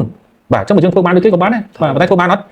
បាទប្រហែលជាបាក់ធ្វើព្រោះដោយសារតែបាទគ្រូនៅសាលាឲ្យចេះម្ដងអាចជួបពុកម៉ែឲ្យទៅធ្វើចុះបាទកូនឲ្យទៅរៀនមកវិញអត់ចេះ ABC បដូរសាលាបាទអាហ្នឹងនិយាយចំណុចហ្នឹងផ្សេងគ្នាអញ្ចឹងប្រិមិត្តបាទអញ្ចឹងសម្រាប់រឿងនេះបាទជប៉ុនប្រិមិត្តបាទក្មេងបាទបានមើលវីដេអូបាទdocument របស់គេប្រិមិត្តគាត់ដឹងហើយក្មេងៗទូចៗបាទ4 5ឆ្នាំគឺចាប់ផ្ដើមចូលថ្នាលបណ្ដុះបាល់ទាត់ហើយបាទហើយយើងនេះ4 5ឆ្នាំមកពុកម្ដាយគង់ថ្នាក់ធ្នមស្រឡាញ់ដូចគេហៅថាដូចកែវហ្នឹងណាបាទស្រឡាញ់ដូចកែវកែវបោកបានណាបាទស្រឡាញ់ដូចពេជ្រហ្នឹងបាទកែវបោកហើយបាទកែវបោកតែថ្មីទៀតបាទកុំស្រឡាញ់ដូចកែវបាទបាទអញ្ចឹងសម្រាប់រឿងរ៉ាវនេះគឺវាប្លែកគ្នាអញ្ចឹងណាបាទហើយយើងនៅផ្នត់កំណត់របស់យើងមួយគឺនៅស្រឡាញ់កូនចៅបាទថាគេថាខ្ញុំនេះបាទឲ្យបញ្ជូនកូនទៅឲ្យអញ្ចឹងវាមិនអញ្ចឹងទេបាទហើយកូនទៅអាយុ4 5ឆ្នាំបាទនៅចិត្តទ្រូងកំពុកម្ដាយគឺមានអារម្មណ៍ល្អណាបាទតែសម្រាប់គ្រប់គេអត់ទេបាទណែបើសិនជាណែចង់ទៅបាល់ទាត់នឹងទៅបាទអញ្ចឹងណាបាទអញ្ចឹងតែប៉ុណ្្នឹងបាទជេកគឺមានហើយប្រិមត្តបាទគឺឲ្យ over Bosnia ល្អជាងគេបន្តមកទៀតវាយក្រែងដំបងបន្តមកទៀតវាយប្រេស៊ីលបាទ3នេះប៉ុន្តែសម្រាប់ខ្ញុំមានតែ2ធំទេបាទ over Bosnia និងវាយក្រែងដំបងបាទបងប្អូនទៅប្រើចុះបងប្អូនទៅប្រើចុះហើយស្អែកកុំជេរខ្ញុំបាទ Norway បាទចាំ Norway ដូចខ្ញុំនិយាយអញ្ចឹងអត់ទាន់និយាយថាល្អទេព្រោះគាត់ប៉ះជាមួយមិនទាន់ប៉ះមួយខ្លាំងហើយសម្រាប់ការប្រកួតចុងក្រោយមួយជម្រើសជាតិបារាំងគឺបារាំងអត់មានអ្នកដឹកនាំទេបាទចូលរួមបាទរំលែកទុកទៅលោក Didier Deschamps បាទដែលម្ដាយរបស់គាត់បានលាចាក់លោកទៅហើយសម្រាប់លោក Didier Deschamps បានទៅកាន់ប្រទេសបារាំងហើយបាទដើម្បីបន្សប់បាទអញ្ចឹងគាត់អត់អាចនឹងដឹកនាំក្រុមជម្រើសជាតិបារាំងប៉ះជាមួយនឹង Norway បានទេបាទហ្នឹងហើយប៉ុន្តែយ៉ាងហោចណាស់ក៏គាត់ដឹងហើយថាសម្រាប់បារាំងគឺ 100% ហើយអត់មានបញ្ហាទេគាត់ទាំងពីរនាក់រងចាំតែអ្នកយកលេខ1លេខ2ទេបាទអញ្ចឹងសម្រាប់លោក Didier Deschamps គាត់គិតថាលេខ1ក៏មិនខ្លាចលេខ2ក៏មិនខ្លាចដែរប៉ះអ្នកណាក៏មិនខ្លាចដែរបាទអញ្ចឹងលេងតាមហ្នឹងបាទប៉ះអ្នកណាក៏ដោយដាក់គ្នាតែ3នាក់លេងបាទសម្រាប់លេងមួយក្មេងៗជប៉ុនមកតាមសួនជប៉ុនលឿនណាស់បាទបាទចំណុចអាហារផងអីផងណាបាទគូ Swiss អាច over សម្រាប់ Switzerland ជាមួយនឹងកាណាដាគាត់ទាំងពីរនាក់គេហៅថាលេងតាមបែបដាក់កស៊ូបាទប្រយ័ត្នប្រយែងបាទប្រយ័ត្នតែគាត់អត់ស៊ីគ្នាលេងបោះទៅបោះមកសូនស្មើបានម្នាក់5ទុកបាទធូបាទឡើងទៅដូចគ្នាបាទអញ្ចឹងប្រយ័ត្នប្រយែងមែនទែនបាទប៉ុណ្ណឹងចប់ប្រិមិត្តបាទអរគុណច្រើនដល់ប្រិមិត្តអស់គ្នាបាទបងអាវមែនយូឲ្យ3គូដែរបងឲ្យបន្តិចខ្ញុំគំនិតដូចបងឯងដែរនេះខ្ញុំដឹងពាក្យនឹងហើយបាទហើយបាទគំនិតដូចខ្ញុំហ្នឹងព្រោះសារខុសគឺខុសដោយសារខ្ញុំបាទអញ្ចឹងគំនិតដូចខ្ញុំហើយបាទសុខបានឆាយបាទអរគុណច្រើនបងប្អូនអរគ្នាដែលចំណាយពេលវេលាមានតម្លៃតាមដានការផ្សាយវីដេអូមកចប់នេះហើយខ្ញុំខាន់តេបេតូជាមួយនឹងបាទ Admin Tiger ប្រសិនបើនិយាយទៅមានការលឺលួខ្វះខាតនៅចំណុចណាមួយប៉ះពាល់ដល់អារម្មណ៍របស់ប្រិមិត្តក៏សូមខាន់តេបេតូតាមប្រិមិត្តអរគ្នាផងដែរជាចំណាយនេះផងដែរក៏ជូនពរប្រិមិត្តអរគ្នាជួបតែសុខភាពអង្គសំណាងល្អសុខភាពល្អជាឆ្ងាយរូបចម្លែកទាំងឡាយកំពុងប្រាថ្នាអ្វីបានសម្រេចដូចស្លេមណងពុទ្ធណាជួបគ្រប់គ្រប់ប្រតិបត្តិខ្មែរឈប់ប្រាក់រដ្ឋបាលស៊ីបន្តទៀតបាទអរគុណប្រិមិត្តអរគ្នាបាទអញ្ចឹងសម្រាប់ពីនេះសម្រាប់ខ្ញុំបាទតាមយើងនឹង Admin Tiger ក៏សូមអរគុណសូមគោរពលា